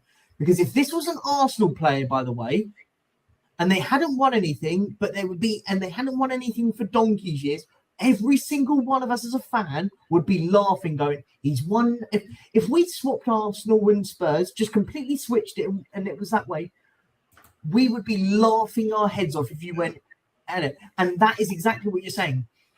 We're only sitting here because we're so low down on what we achieve now that we're so low down that we want to accept it. And listen, I think Harry Kane's an incredible, one of my favourite ever players I've ever seen play in a Spurs shirt, by the way. But you're bang on. If this was anybody else, we'd be laughing our heads off. Yeah, I mean, you can take it further as well. What the sorts of things we do celebrate or come throughout our lovely press office? Will our fans celebrating the fact that we got Groundsman of the Year? Or we've got the longest bar in Europe. No, it wasn't the newest one. Is a TripAdvisor award, wasn't it? Yeah, exactly. Sorry. Right. Do you know what? Everyone who works with me will know one of my favourite sayings is 2 of these and 1 of these, right? 2 of these, 1 of these. You're not listening. I have said Kane is a much better footballer than Jamie Vardy, right? That, I think, is a fact. Jamie Vardy is a more decorated footballer. That is also a fact. What do you mean putting up an argument for Vardy over Kane? Can you not? Do I need to say this in German? But Yes. no. Oh, I want to see this now. Come on. I've actually got an A star at college from German, so here we go. Here we do it. No, but this is exactly it. You say something and it's completely turned into a different conversation. It's not one person has said that Vardy's better than Kane. Nobody here has said that. Stop making stuff up, guys. Come on. We know Kane's a great player. He makes us look good. It's not the case at all. But unfortunately, the trophy argument doesn't make him look good at all. He makes him like a loser. And maybe that's over the top me saying loser, but you know what I'm trying to say by loser. You know what I mean? Not winning trophies. That's what I mean. But he's not a loser in terms of the player because he's a great player, an absolutely fantastic player that makes us look good. Makes us look absolutely fantastic. But I'm just ignoring the comments anyway because they're just getting rattled. Silly. They're just getting rattled because Mr. Box Office is talking the truth again. The professor of entertainment and truth talking again. Getting the doctor Tottenham talking again. That's all I need to say, and that's it. I'm still not I've got my boy Savva that I can disagree with one day, but this guy has been on the money for how many weeks now, bro? Or how many months now, bro? Yeah. I've got my boy Kuva who talks absolute sense, and Perchy who's coming up, who's up and coming. I don't need to say anymore, man. And that's it. Back to you, Savva, man. Just quickly, Bob. The thing is, right, that I'm talking about from his perspective, right? As fans, do we want Harry Kane to stay and be at this club for years? Of course. But if I was Harry Kane, if I was that good at football and I was Harry Kane, I would have handed in a transfer request a long time ago. I don't care if I love the club, because I would sit there and think my career goes until 34, 35, depending on how the body holds up. And he's nearly 30. I'm looking at that, Bob, saying, I've got to go. So for me, if he stays, I question his ambition. And I think that's fair.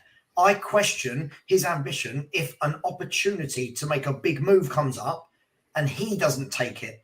Before, I don't blame him because it was whether or not City were going to pay 150 million for him. But if an opportunity comes up in the future to go and he signs a new contract at Tottenham Hotspur, that for me means that he's happy to not win anything. Because like us, Kuva, surely he sees, like we see, that we're no closer to winning trophies than we were when we were actually making finals and not getting over the line. Now we're not getting anywhere near finals. Yeah, true. I don't get it. People have got to. I'm a huge believer that if you take your Spurs hat off, like what Alex was saying, you have a more rational opinion of things. So, for example, when people were like always cussing Mesut Ozil, right, and they were saying, "Oh my God, we got Dele Alli for 5 million, they got Mesut Ozil." Whose career are you taking? Are you taking Mesut Ozil's career with everything he won and playing for Real Madrid? Or are you taking Dele Alli? Right? But we can't, because we're in it, because we're Spurs fans, we can't see facts, right? Agreed. And I just saw a brilliant comment, right? Right. Absolutely. This is brilliant. He said, Jimmy has said, can someone tell me how many goals Suarez got for Liverpool or Torres or Drogba? No one knows because their clubs don't care about it. Nope. They all went there. They went there, they won things, they left, they went on to other clubs, won things. At Spurs, Kane, we're clinging on to Kane because he scored so many goals, right? But listen, Kuva... Can you jump in? I'll ask it in a second. Kuva, I just want to ask, we've talked about this before. Lots of fans say, well, look, if Conte doesn't sign, Kane won't sign. More and more, I've always been of the belief that I don't see the link between the two. More and more, though, I just can't see how that is a link. Can you imagine that Kane enjoys what we're doing now? Can you imagine that he actually enjoys the style of play, enjoys the lack of success, whether Conte's here or not. But the only thing he must be enjoying at the moment is when he scores a goal. I can't see the rest of it. It's not. We don't play this free-flowing football at all. He's getting less and less involved in some games. We just don't get the ball to him. The worse we get, the further back along the pitch, Kane seems to drift. Does he really want to be picking up the ball on the edge of his own penalty area? I can't imagine that's really in the script for him, is it? He wants to be picking up the ball on the edge of their area. Why would he stay further? I don't know. Maybe he just enjoys it being comfortable. He has got a young family. He is a London lad. These are factors. Perhaps that's why Perchie's going to be bang on with he toodles off to Chelsea. Perhaps that'll be the way. I don't know if he does stay at Spurs. He can't be so stupid. He thinks we're really going to be winning things under this ownership, can he? He can't be. Otherwise, they're really pulling out the PR books on the players and the management more than anybody else. Mm-hmm. Mind you, we kept being spoon-fed a bunch of lies and wool pulled over our eyes. God knows what it's like being in the club. But, yeah. Go on, I was going to say, just on that point, but there's a difference there. We are emotionally invested into it. These players aren't as emotionally invested into it as we are. They can go. And the thing is, the point I wanted to make is, I wanted to ask a question on Harry Kane's future. And this is genuine. If an opportunity comes for him to go abroad, does he go? Because we all talk about him, he wants to break Shearer's record.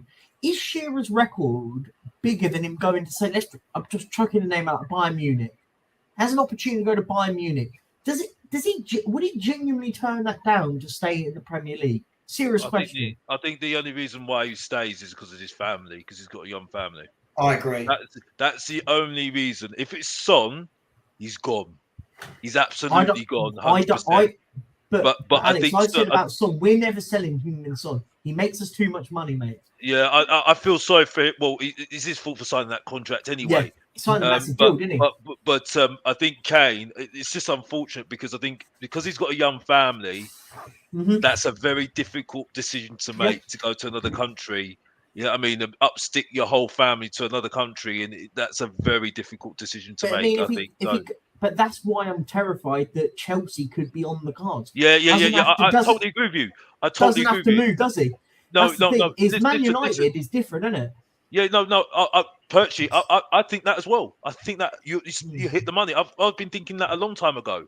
You know what I mean? But it's just unfortunate for him. I do feel for him. Whatever I say, this guy has shown a lot of loyalty. I've got to say that. Yeah. But I think him being a nice guy has been his downfall, as I said before. Listen, I don't want to be saying this. This is something during my childhood, for goodness sake, seeing Sol Campbell going, my hero, at the time, like Sheringham, like Berbatov, like Keane, Defoe. You know, Modric. Defoe went off to put Modric. Yeah, look at Modric. Look at Modric now. He's the best player in the world right now, the way he's playing. He's 37 years old. Yeah, it's insane, isn't it? You know what I mean? It's just I don't want to be saying this, but it's just the reality is when you're as old as me and you've gone through what you've gone through as a Tottenham fan, and I've moved up I've moved on in my life, and I've only seen Tottenham win Carabao Cups and been disappointed. There's only so much you can just sit there and say, well, I've got to just be honest with myself. You know what I mean? Because I'm only deluding myself, am I? You know what I mean? Because I can't rely on Tottenham to be successful to enjoy my life. I've got Mr. Box Office. That's Mr. Box Office's job to make the show, the main event. Alex has got other things to do with his life. You know what I mean? And make himself known somewhere else. You know what I mean? Yeah. But this, I'm not learning nothing from this, and this is why I keep on mentioning people like Bill Nicholson and Keith Birkinshaw, because that's the only time you're going to look at your history books. Because when you look at Tottenham's history, you only can look on Google to find out when you actually know when Tottenham were actually relevant. You know what I mean? Yeah, that's right. It's like fans at other clubs, they come on these sorts of shows and they got the posters on the wall behind them, lifting FA Cups, lifting league trophies, things like that. Our fans, it's either a picture of the stadium or it's a black and white photo, or perhaps even cave paintings by the last time we bloody won something. It's really embarrassing. Most of us don't bother with anything because it's just shit. It's horrible. So I've got a good mate. He's a Chelsea fan of mine. And he tells me about the times of him in the Allianz, him when they went and beat Bayern Munich in their backyard. It's just horrible because you sit there and go, I don't even want all that. I just want at least just to be able to go, do you know what? I can have a quality, enjoy seeing us do something. We're so far. And this is, I was saying, just leading on to something I wanted to say. How many more teams in this country are going to win a trophy since we last won one until we wise up as a football club? I've actually I was working it out. It's insane how many clubs have won a trophy since we have. Can you name them all? I don't know. What was that? What was the actual question? Can you name all the English teams that have won a trophy since we last won one? Leicester City. Insane when I can do it. Yeah, I reckon I can do all of them. Go on, do it. Right. I'm going to start with the Premier League. So we're going to go with since we last won a trophy. Since we last won a trophy. Right. So you're going to go with Man U, Man City, Arsenal, Chelsea, Liverpool, and Leicester from a league perspective. Yep. Then all of them again in cups. Yeah. Plus Birmingham. Yep. Portsmouth. Yep. Birmingham, Portsmouth, Wigan. Yep. Birmingham, Portsmouth, Wigan. I think it's that. Must be that. I don't think anyone other than the big boys has won the cups other than that, right? No, yeah, it's 9. Yeah, that's what I had it as. Wow, it's mad. And it could have been 10 if Newcastle won the other day, by the way. And also, you could have West Ham last year. In Europa League, well, they were very close. They were very close. Yeah, but this is West Ham as well. West Ham won a free stadium, didn't they? Oh yeah,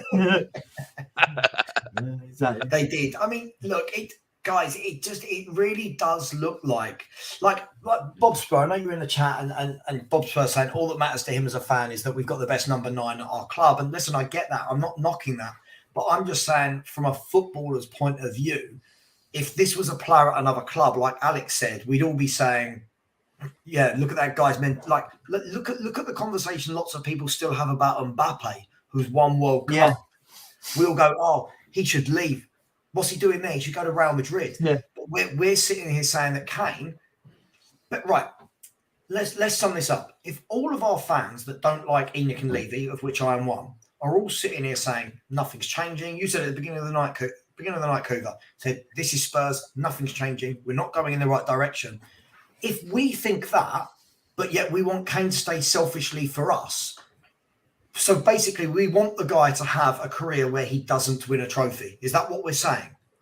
It's keeping Kane for me. It's like the club's a horse-drawn wagon.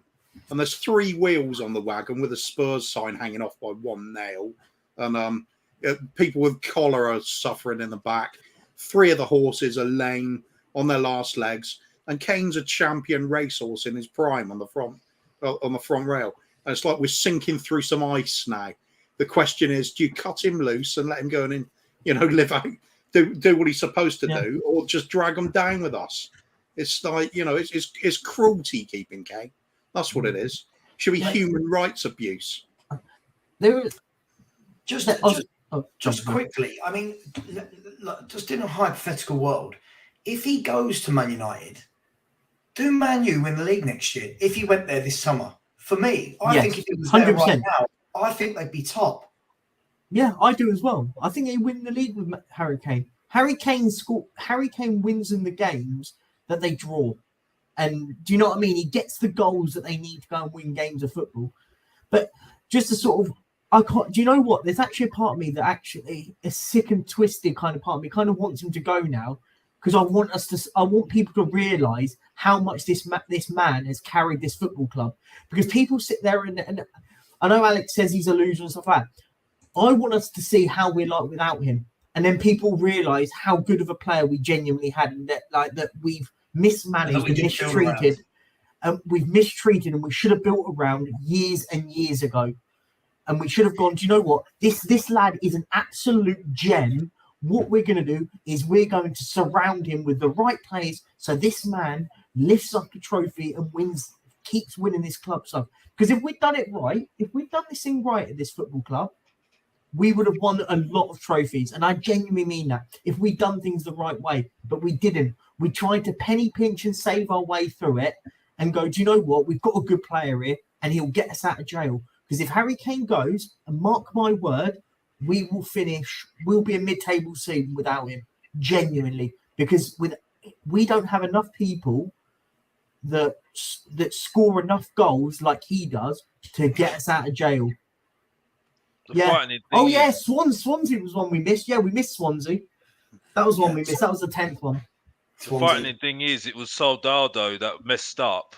Yeah, for him to get back to where he was, you know what I mean, as a player, you know, and then gave Kane the opportunity to score that goal, and then he just completely went off the scale, didn't he? He went and done what he's done already. You know what I mean? That's the frightening thing about it. You know what I mean? You know, and you've got to give him a lot of credit for what he's done. You know what I mean? And just kept on going. But Alex, it is time for him to go. It's the reason why. It's why me and Savva are wearing our waistcoat. Dreamy Tim Sherwood was the one that gave him his debut. That's the reason why.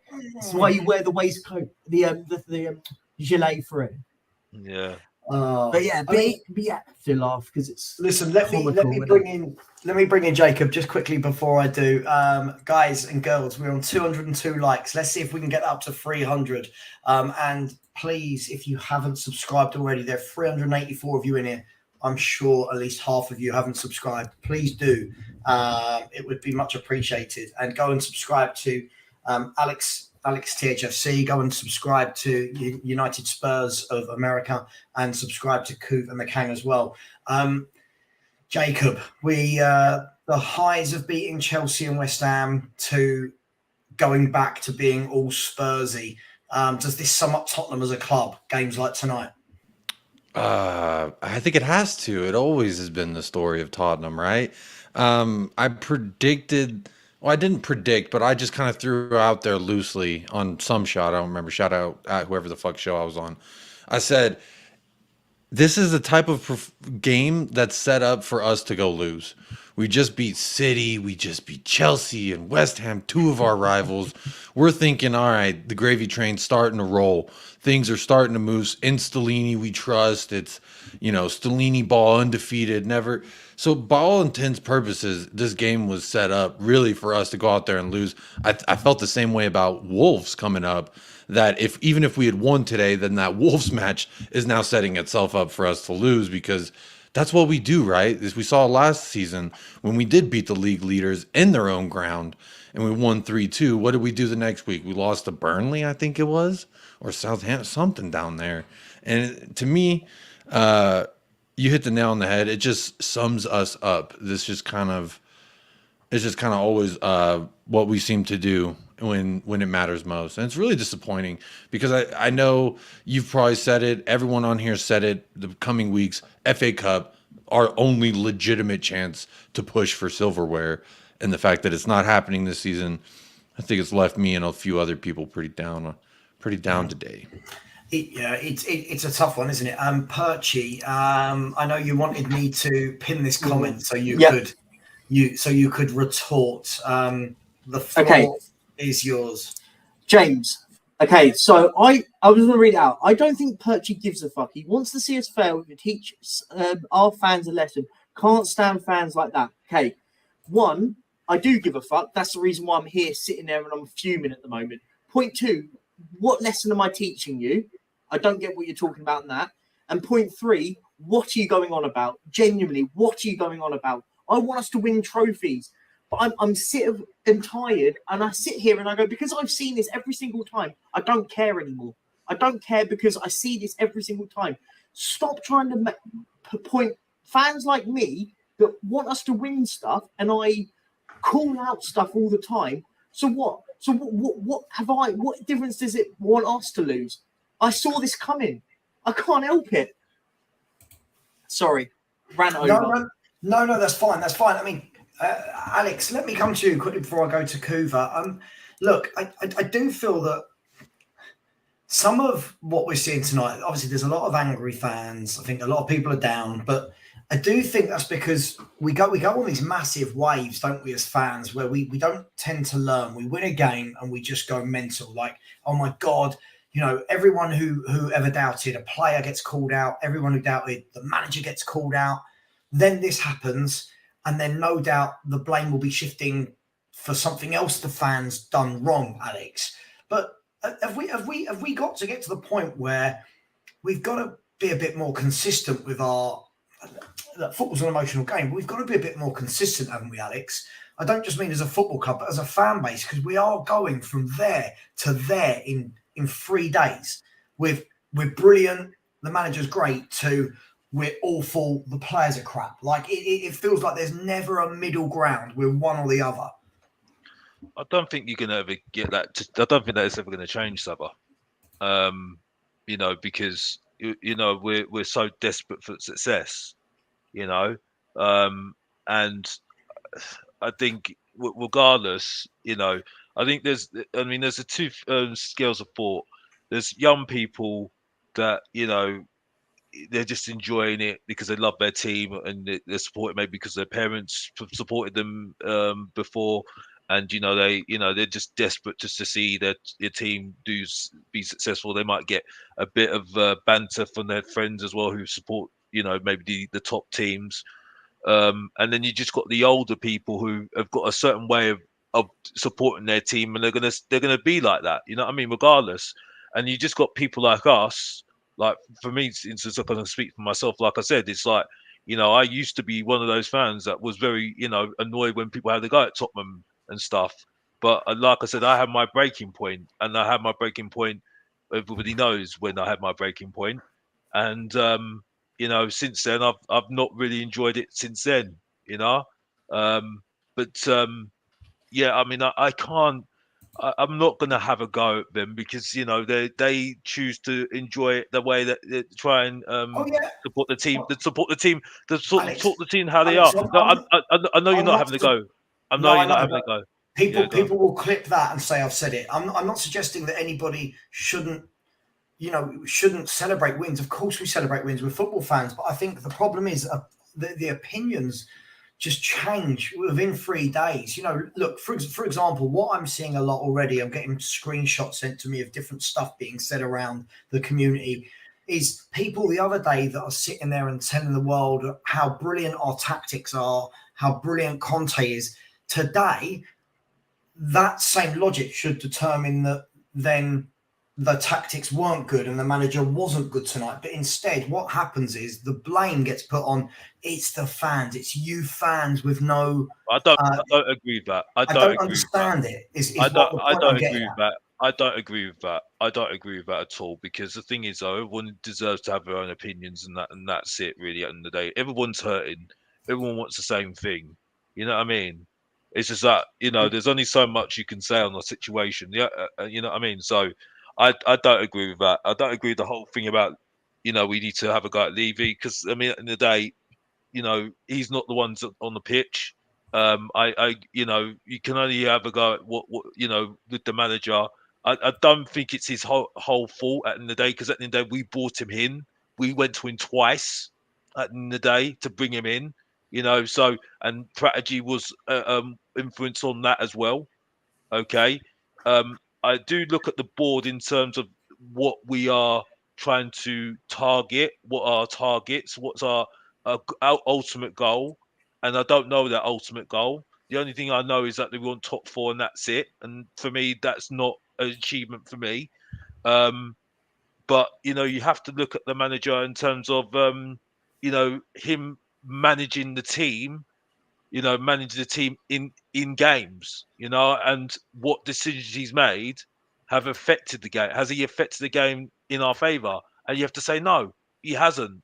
And that's where the blame lies with the manager. We have to look at the players as well, but we have to look at the manager as well. So, like what Kruger said, everyone's to blame. Yeah. Everyone's to blame, and that's it. And so I the people that we shouldn't be looking at a lot of the time is the fans. That's all I need to say. You know what I mean? We shouldn't be looking at the fans at all because whether you act a certain way or act this way, that's your choice. You know what I mean? You're going because you enjoy Tottenham, and that's it. You're not getting paid to go and watch Tottenham. You're going there because you enjoy going to see Tottenham, regardless whether you're upset or happy or whatever. That's it, and that's all I need to say. If I can chime in on that as a go on. person from across the pond, just an outside perspective, like my observation of it when I see fans blaming other fans, it seems kind of silly to me. It's like blaming another citizen for the laws of your town. It's like, yes, if everyone pulled together and we voted differently, then maybe there could be some change for this small city of ours. But if we're not all on the same page, then we're never going to be heading in the same direction. So, in order to get any kind of unity of the fans, there has to be some kind of middle ground, the same page we can all align on. And I just don't think that that's possible with the state of affairs. So, I see it blaming fans is just another person to throw the dart at. You know what I mean? You want to throw it where you going to throw it this week and see where it lands. Oh, it's Conte this week. It's the fans. But when we win, it's not the fans who fucking won us the game. The fans didn't do anything that right. It's no one praises the fans. But now it's, oh, because you accepted X, Y, and Z, now you're the problem. To me, it's just silly. I know I'm not the problem. I know when they say that, they're not talking about me. I just watch on TV, get upset.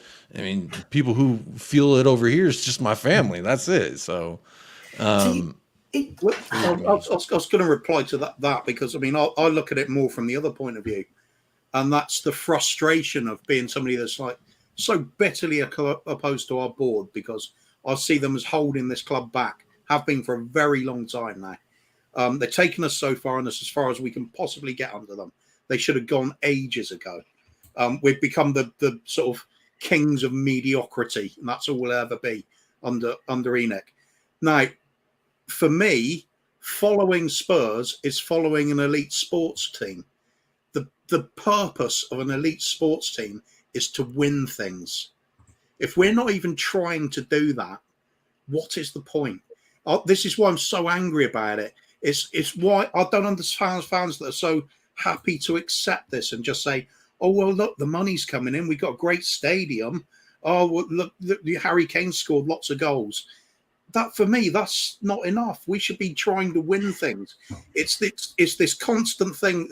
There are fans that seem to view one way and fans that the other. And it's like there's no understanding of the mindset of each other's different perspectives. So it doesn't matter how much you go on about it. You could say, well, it's fans that accept it are part of the problem.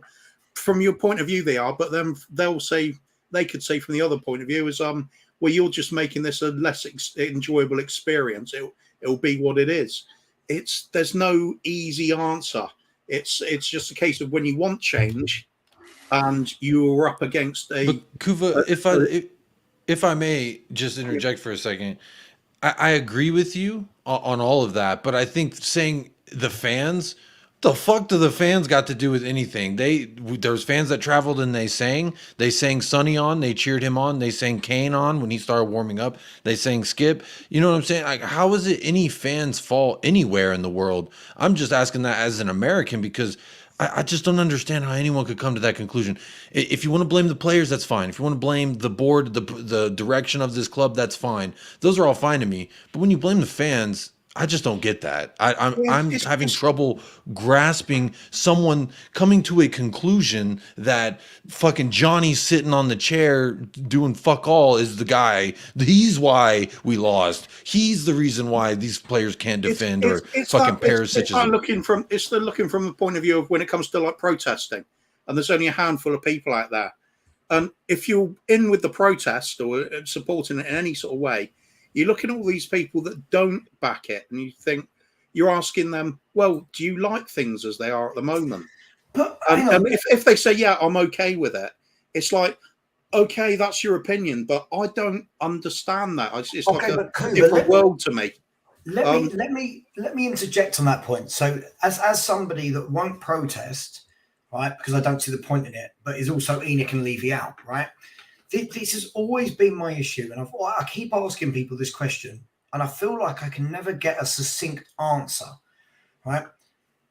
Tottenham Hotspur Football Club is now worth to the tune. Sorry, Tottenham Hotspur PLC, right? Because it's not just a football club now, is it? We are, we are whatever we are now, right? Is worth £4.5 to £5 billion, right?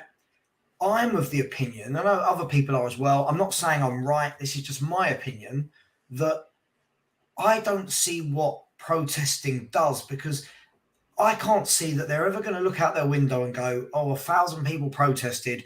Let me sell this £4.5 billion club for £2 billion and get it out and leave easily, right?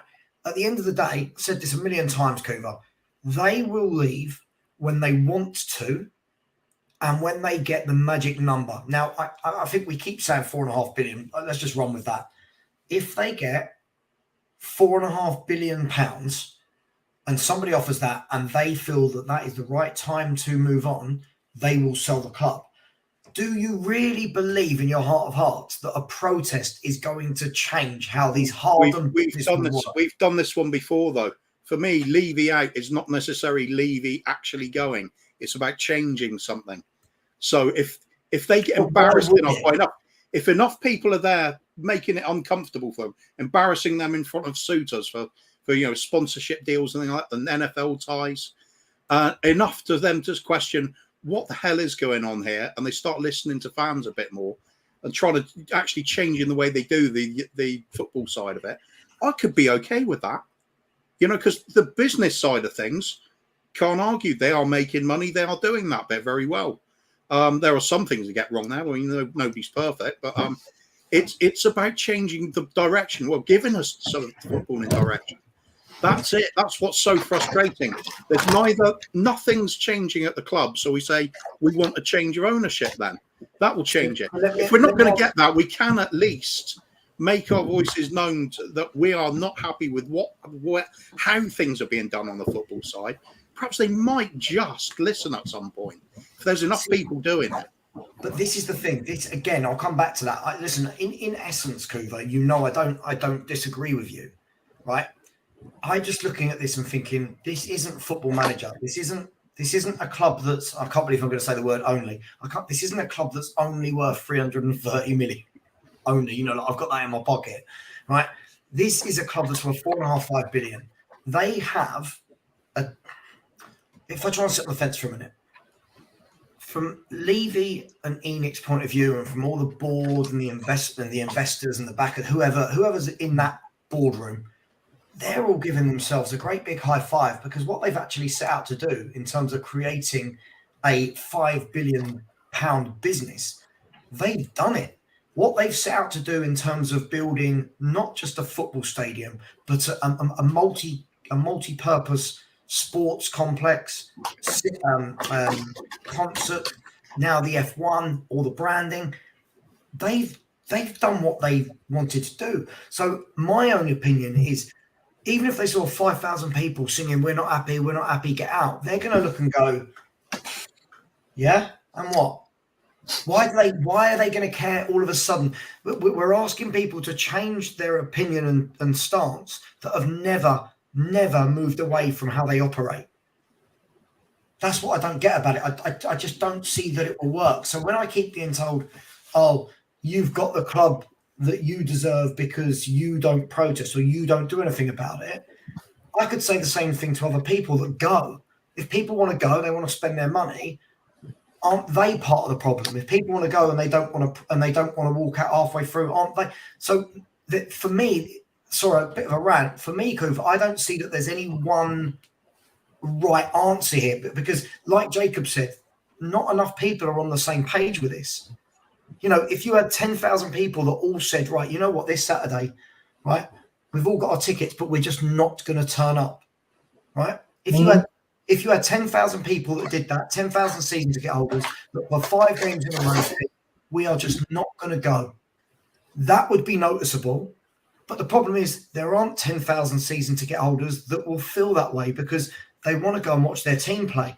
That's why I can't see that it's ever going to work. Well, Sorry, either that or you're going to resell it because, right, you don't want to take a loss trying to make a statement to a corporation. That to me, if I'm looking at it, if I hold season tickets, right, and you say, okay, well, don't go to games. All right, well, I'm going to sell the ticket because I'm going to try and make back what it cost me at least, maybe a little 20, maybe a tenner, I don't know. But then you're still filling that stadium anyway. So it's a double-edged sword, I think, for fans who are season ticket. It's damned if you do, damned if you don't, because if they do take a stand, and I'm just trying to play both sides of it here, because this is, when it comes down to blaming fans, I don't understand it, but I try to understand. I try to look at it from all angles here, because I see it as like, if I had season tickets, I'm going to lose money to try and prove a point in the hopes that 9,999 other season ticket holders are going to do the same thing, and I think that that's a really difficult ask. I think Other clubs have managed it though, haven't they? Yeah, but over They all got to get pissed off. Something's got to piss everyone off. Newcastle's I always use Newcastle as the prime example. Newcastle is the best example to use for this because they collected together, and then they basically said, "We're not going to turn up. We're not going. We're not coming." They had times when they had nobody in the stadium. They all walked out. Liverpool's another one. They did the walkout. They lost the game because of it. The problem is and what Savva said, is we don't have a collective number of people that are on the same page. We have a very, very, very tiny percentage, less than 0.1%. We've probably got about 200 people, but it's irrelevant in the fan base. 200 people in a fan base of our size is nothing. We fill out a stadium over 60,000 people in there. 200 walking out with 200 people is going to make no difference. And even that is Perchy, just quickly, I want to continue this point just before I've got to read out some super chats. Tom Markinen, thank you very much. By the way, anyone wants to put in a super chat, all the money does go to the Turkey-Syria earthquake appeal, not into Richard Savva's bank account. Well, it will go into my bank account and then I will transfer it. Has said Dyer and Sanchez again at fault for the goal, yet they're still here. Yeah, we know that. It's not good, is it, Tom? I'll come to your one last, Perchy. Chris, big up, mate. Hope you're well. I said, are we the only elite European club that doesn't care about winning? I mean, I would argue that we're not elite. We're not near elite. But I hear you. Yeah, we just don't seem to ever win anything. And Perchy, thank you very much for this, mate. I said, guys and girls, do not forget that Friday, Saturday, we have the 24-hour stream. All the money goes to the Turkey and Syria earthquake appeal. Cannot wait to see you all there. Yeah, we'll be starting that at 12. Just quickly, this is the thing for me, right? When we talk about other clubs that have done it, I think the key thing is all about being on the same page, guys. Agreed. So if we look at two clubs, if we look at Newcastle and then we look at Man United, right? Two clubs that have protested, and even Arsenal that have protested massively in the last five years, right? Newcastle United fans protested massively because first of all, they had an owner that they all hated, like collectively all hated the owner, weren't going anywhere, relegation battles every year. So they were all on the same page, right? There was no ambiguity. I didn't see any Newcastle fan go, oh no, I actually like Mike Ashley, right? Man United fans are coming from a position of being one of the most decorated clubs in the world that had lost their way and their fans wanted to get back to winning ways and hated what was going on. Even they were protesting even though their club was winning leagues, right? Under the Glazers. And then you've got Arsenal, another club that had seen their club go from invincibles and title winners to nothing. And then that did change the way the owners work. But Arsenal, for me, moved stadium, but are still a football club. Tottenham, for me, guys, I don't see us as a football club anymore. I see us as a business that has many strands, one of which is a football team that plays there once every 2 weeks. I think we should still be counted as elite, though, because we got the invite to the Super League. Yeah, I mean, if you're getting a ticket to the big ball where all the sexy people are, come on. It's like the NFL. Dallas Cowboys are always an elite. Hey, yeah, we're elite too. Dallas Cowboys elite. What you talk about, Kuva? Exactly. We're elite. We ain't been to the Super Bowl. We ain't been sniffed near a Super Bowl in 30 years, but we're elite. In terms of that side of it, exactly. Kuva, how did we do that? Did we just synchronize that? Did we just synchronize that? Yes, we did, yeah. I think Kuva, I See, love I've you, got- man. It's been I too know- long, I buddy. know my keeper's got my back. That's right, Kuva. See, that's what I'm saying. We got that starting 11 already down, me and you. Cougar, question: where do we finish in that Super League? Imagine it happened. Where do we finish in that league table? Honestly, like Just seriously, avoid getting relegated. Levy will be happy. you can't get relegated from it, could you? It was all like, In the new plans coming up. Yeah, you oh, could. don't, that's insane. Just I could imagine it as well with that in that. Let me ask, Alex, you've not spoken in a while. Alex, are there, like, I think sometimes we get confused, right? We're an online part of the Spurs community, but the Spurs community isn't just the YouTube community, right? You've got the people that are the Facebook community, the Twitch community, the Twitter community, the people that don't want to go online, the people that go to the stadium, the people all around the world. Do you truly believe, Alex, that there are enough people that feel the same way as people like Kuva, like myself, like you? Are there enough people that feel that way, or does it look and feel to us that there's more because we're surrounded by it every day on the YouTube community? I think it's looking like this. I think at the moment people go to Tottenham and they go for it. They go and support their team for what it is. I think at the end of the day, I don't look at the fans and I look at them and say, they're not. I don't think the YouTube community and the Twitch or whatever it is as big of a indication of what the whole fan base is like, especially when I go to the stadium. And I realized that when I went back after the lockdown, I started to realize that it's more to Tottenham fans about going to see their team, but also seeing their friends as well. You know what I mean? And I think with the YouTube community, I think there's a different sort of focus, you know what I mean, about being successful, going into a little bit more, you know what I mean? But I think with the people, they have a little bit of a shout, they have a little bit of a rant, and getting pumped up and everything else. But after that, they go, they have a drink with their pals, and they're going back to work in the Monday morning, and that's it. You know what I mean? So that's what that's what I see. That's what I see. You know what I mean? Because I don't think it's as important. I think the only time it will really get bad is if we're like relegated. That's when I think it would get to that point where people will start to like want to make a stand. I think at the moment, I think people. So are we going to all agree then that the standards of our fans are just lower than the standards of, say, United, because they raided the toilet that is Old Trafford, and I mean they made a statement and they made a change, and now look at them. They got the biggest game in English football cancelled. That's Man United versus Liverpool. Yeah, That's a big the thing statement. is point on what Alex just said. I just want to sort of reiterate and sort of pass it through here. If Spurs got relegated, and that was the reason the ownership changed, would you take it tomorrow? If we got relegated this season, but it meant that Daniel Levy and co went and we got new owners in, would you take relegation if it meant we got new owners? Serious question. I would. I would as well, personally. That's a really good question. Let me ask, what? Just maybe, Alex, maybe, quickly, before you answer, everybody in the chat, if you don't like, I mean, actually everybody, Enoch in, Enoch out, if it meant the Sounds owners like a fun going and the dance. only way they would go is if we got relegated, would you accept relegation? And please don't all go spreading around YouTube that I've said I want Spurs to be relegated. I've not said that. I already tweeted it, Savva. I already tweeted it, bro. I think you're just gonna get misquoted all the time. Everybody gets misquoted. Change that charity stream title to the relegation party. Maybe Tune in for the train for relegation. Maybe what we do with all the 24-hour charity money is start a fund to buy Tottenham Hotspur. Oh, no. Sam, why don't we just have an endless stream until we've raised enough money to buy Tottenham Hotspur? We just keep going. I'll tell you what, just keep going.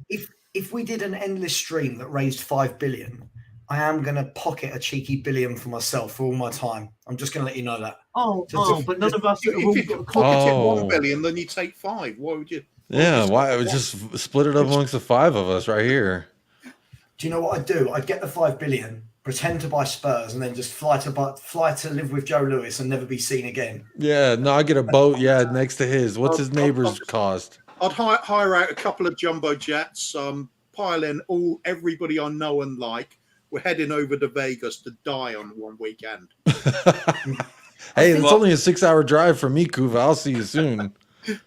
By the way, I think Arsenal are winning the league in the next couple of months because I've looked at their fixtures and Don't say that. Right Don't now, say that, box No, office. no, I think I'm just listen. today. I ain't gonna lie. I looked at their fixtures. They got Bournemouth next, and Manchester City have got Newcastle. Don't need to say anymore. I think the championship's over. Sorry. But hang on. Yeah, Man City have got Newcastle this weekend, right? Where is it? At Man City. Right. Yeah. Let's be fair. This title race at the moment, don't forget, Arsenal still have to go to the Etihad. So if Man City beat them, which I think they will, at the Etihad, there's 2 points. That means Arsenal just need to drop one game. Come on, man. But Man City not dropping any games. I mean, Arsenal still have to go to Craven Cottage, by the way, who isn't been an easy place for people to go to this season.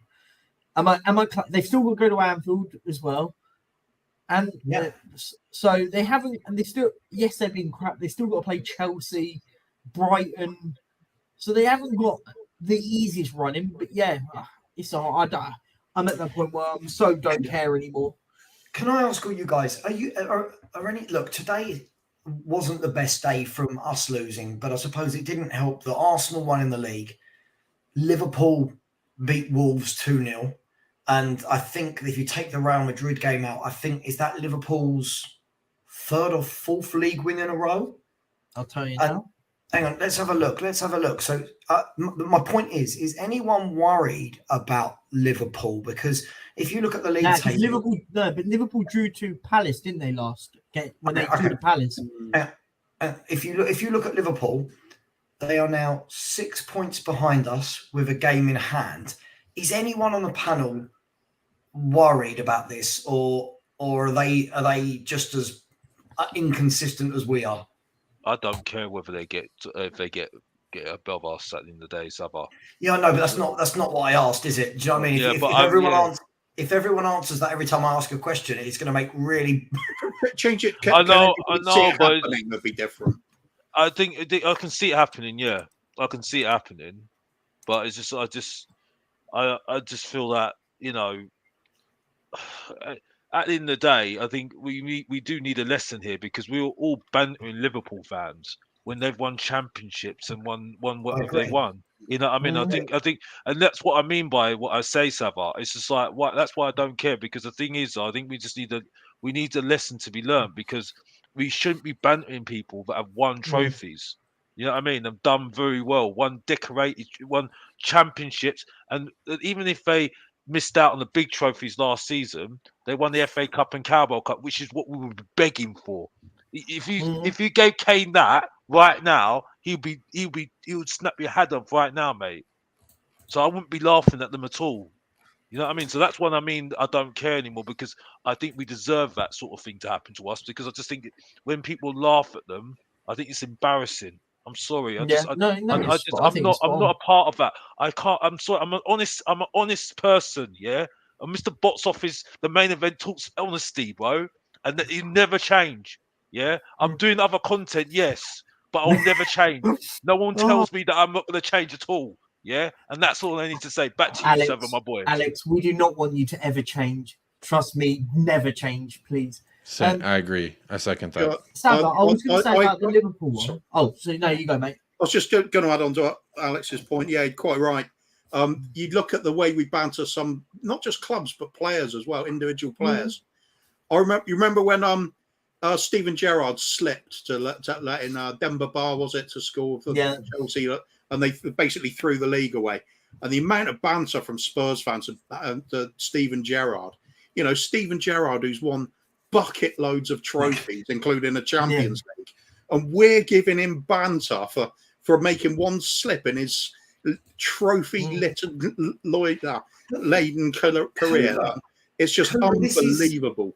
This is what I mean, though. Like, as a Spurs fan, right? Listen, I came to the realization years ago that I'm careful how much I belittle other clubs. And if you notice, I never belittle the clubs that win things. If you notice, you never, even with Chelsea the way they are now, I'm not going to sit here and belittle and laugh at them because I still believe they're going to win something before we do, right?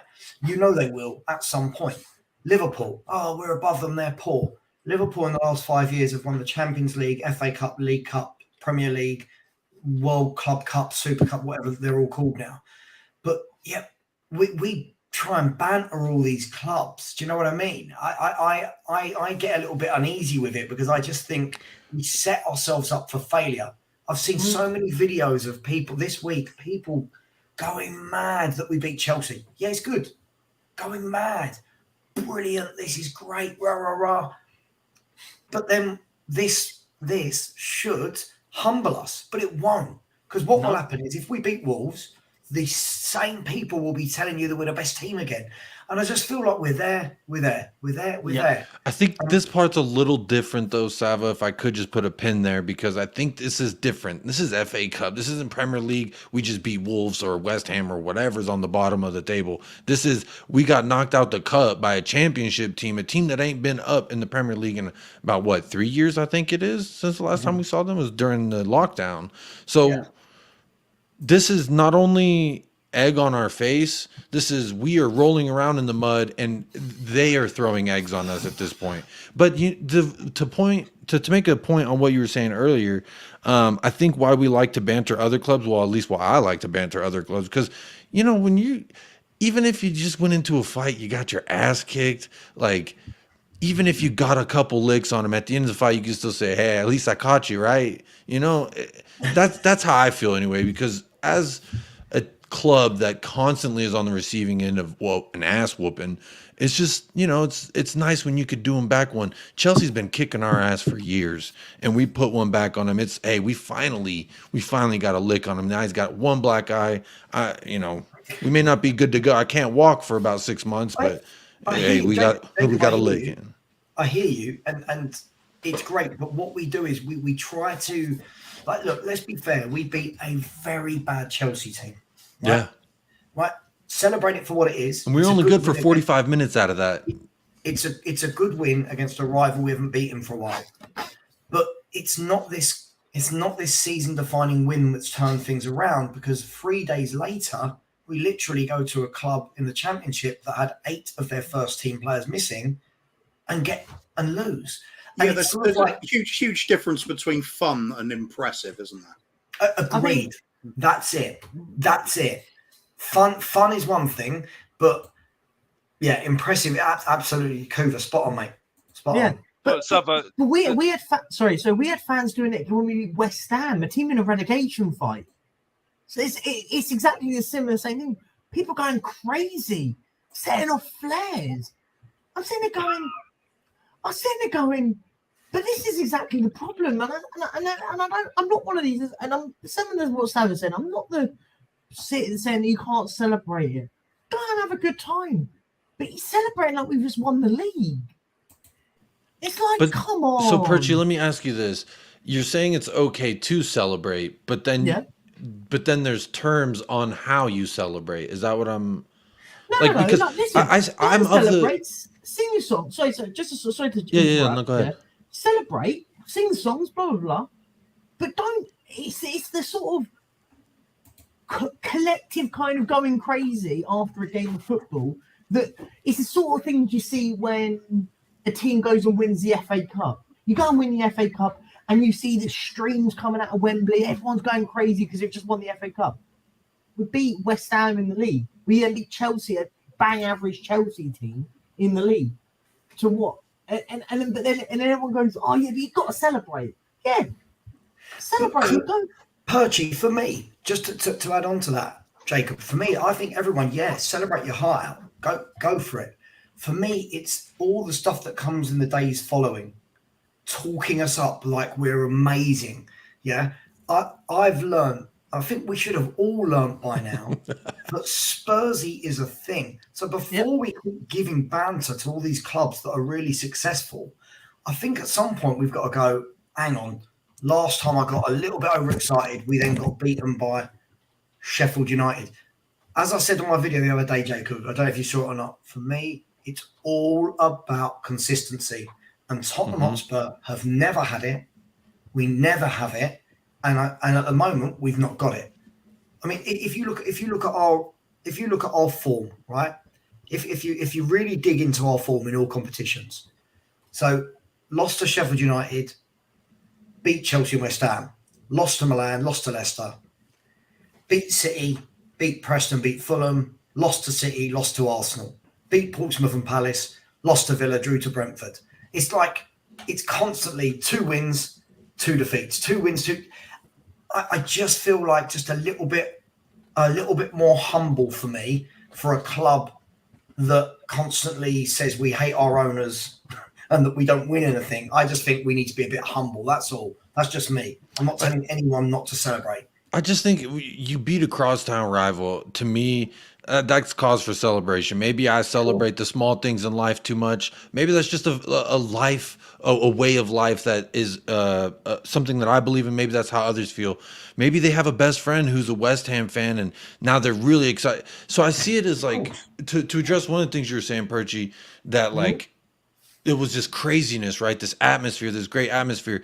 I mean, to me, that just gets me more excited to, well, it did get me excited to go win the FA Cup, because if we celebrate like that after West Ham win in the league, I would imagine that stadium gets flipped on side its head if we were to actually win something. So to me, I see it a little bit as like, I want them to, go ahead. So I just want to ask a question. I do get exactly what you say. My question would be, imagine if Arsenal went and done that. Bear in mind, even now, if Arsenal went and beat West Ham, we laughed at them, by the way, when they went crazy when they beat, I can't remember exactly. Last season they beat someone who went crazy in the locker room, taking pictures and stuff. They went crazy and they won a game of football. And we all went, grow up, that's pathetic. You're still 5th in the league.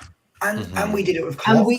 And we did it with Klopp when he went to the away fans and was going like, we did it then. Just quickly, context is massively key. So yeah, jump. Go. Could somebody? I don't talk. Whatever this is, what does this mean? That you have an agenda all the time. That there's always that. To my understanding, when they say you're a blank merchant, it's like if you're a tap-in merchant, you only score tap-ins. What's a So I'm an old git nowadays. I feel like anyway, so I don't understand a lot. I don't understand. What's my Minerals FC? By the way, I'm going to call you out. By the way, I called you out. I love when he calls people. That's the best. If you want to go on to other channels and talk about me in the chat, right? Don't think I can't see it, right? Because do you know what? These work. So don't slag me off in other channels. I've seen what you said. Then you come in here trying to talk, and then you want to try and slag me off to my face. You don't have to be here. Yeah? So first of all, learn how to put a sentence together, come back with something coherent, and we might have a chat. Other than that, jog on, go to other channels. I'm bored of you.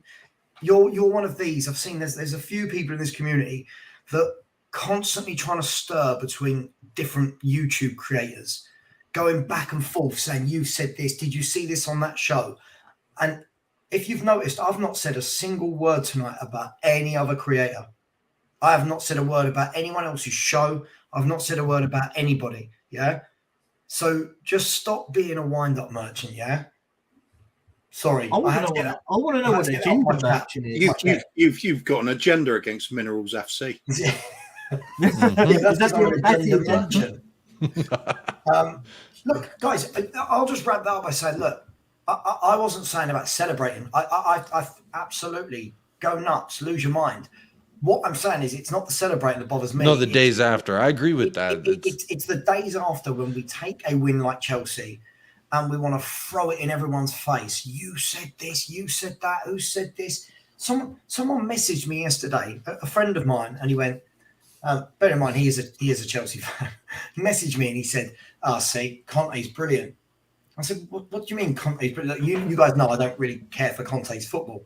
Conte's brilliant. I went, why'd you say that? And he went, look how you beat us in West Ham. I said, yeah, it was you and West Ham. It wasn't, you know. Anyway, look, guys, has anyone got any last things they'd like to say before I wrap it up? Yeah, I wish I'd supported another club from birth. Yeah. Listen. I said on my channel, I'm refreshing, refresh, restart, and reset. And I said that for a reason, because I'm still gonna keep the same manta.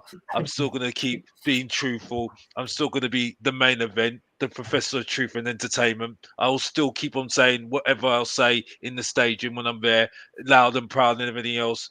But I'll give you new content, like the good, the bad, and the bang average. Top 5, Tottenham Hotspur, top 5. Yeah, that's what I'll do. I'll do also Mr. Bots of Unleashed on my channel as well, Alex THFC, if you really want to know. As I said it every single time, if you don't know, get to know. Yeah, but that's what I'll do. You know what I mean? Because I'm not learning nothing from this. You know what I mean? So what I'll do learn is what I learn my history. Keith Birkinshaw, Bill Nicholson, that people forget completely, and that's it. And if you don't know, get to know that. Alex THFC is out of here, and Mr. Box Office is out of here as well. Back to you, Savva. I'm done. I have a final thought, if you don't mind, Savva. Just to kind of close off what we were talking about lastly about fans celebrating, etc. I guess my personal opinion, this is just how I see it. If it's like if you're going to make drinking legal, but you're going to tell people what they can and can't drink and how much. I mean, who's is it the gas station clerk who's supposed to say, oh, you can only buy X amount of alcohol, even though it's legal, and you can only buy this? To me, I just think if you're going to say like, oh, we can celebrate, but not too hard. To me, that's like, oh, I can have a beer, but I can't have 17 beers. Why not? Why can't I have 17 beers on a Monday night? I think the wrong word's being applied here. For me, I don't care about anyone celebrating. It's not the celebrating that I'm bothered by. Everybody should be allowed to celebrate. For me, it's the massive overreaction and opinion that comes with it. It's the, oh my God, everyone's wrong because they didn't believe in this, that, the other. What? Because we beat a shit Chelsea team. It's like, and then 3 days later, you know, now seeing people that the other day were telling me I'm in the mud. Every time we win a game, by the way, I'm currently in the mud. As though I don't support they just Tottenham. do that because you pay attention to it, Savva. That's what I think that is. But the thing is, Jacob, it's that. I like to think that, I don't know, you guys will probably tell me I'm wrong here, but I like to think I'm quite consistent with my opinions. Like, I don't get carried away either way when like tonight. Yeah, we lost to Sheffield United. These defeats used to hurt me bad. Now I'm like, well, we kind of knew it was coming. So, like, I'm not so numb to it. Right, exactly. But equally, when we win a game, I don't then go, oh my God, this is amazing. Because I feel like I'm pretty consistent with it. Equally, I don't think every game it's, you know, we can just blame one thing. I think, you know, you've got to be able to look at it through all lenses and say, okay, like for me, I don't care what anyone says. I'm not going to blame tonight's defeat on ENIC. I'm sorry, I can't. We got knocked out to a B team of Sheffield United, full of kids and a 37-year-old striker. That, for me, I can't blame Daniel Levy for that tonight. I blame him for the whole 22 years and not giving people enough to win things. But when you're getting knocked out to Middlesbrough, when you're getting knocked out to Forest B team or Sheffield United's B team, at what point do we take a step back and go, all right, tonight isn't the night you bash the owners. Tonight's the night where you have to go, well, what happened with the tactics? Was the formation correct? Was the right personnel selected? But as a fan base, we don't seem to be able to do that now. It's literally got to be, if you're not blaming ENIC for everything, then there's no debate. Do you know what I mean? And I just find that a bit strange. That's all. Yeah, I think for me, it's nice and easy. I'm going to keep blaming Levy until I get a brand of football I like watching, and they play like it bloody matters. If that happens, I don't give a shit about anything else. I'm shallow as fuck. Call me flip-flop if you like. But I just want to enjoy my time that I spend watching my team. That's simple as that. if that happens, there'll be a hell of a lot less of these debates happening. But we don't get that. We don't get anything like it. We're just awful to watch. Don't look like we're going anywhere.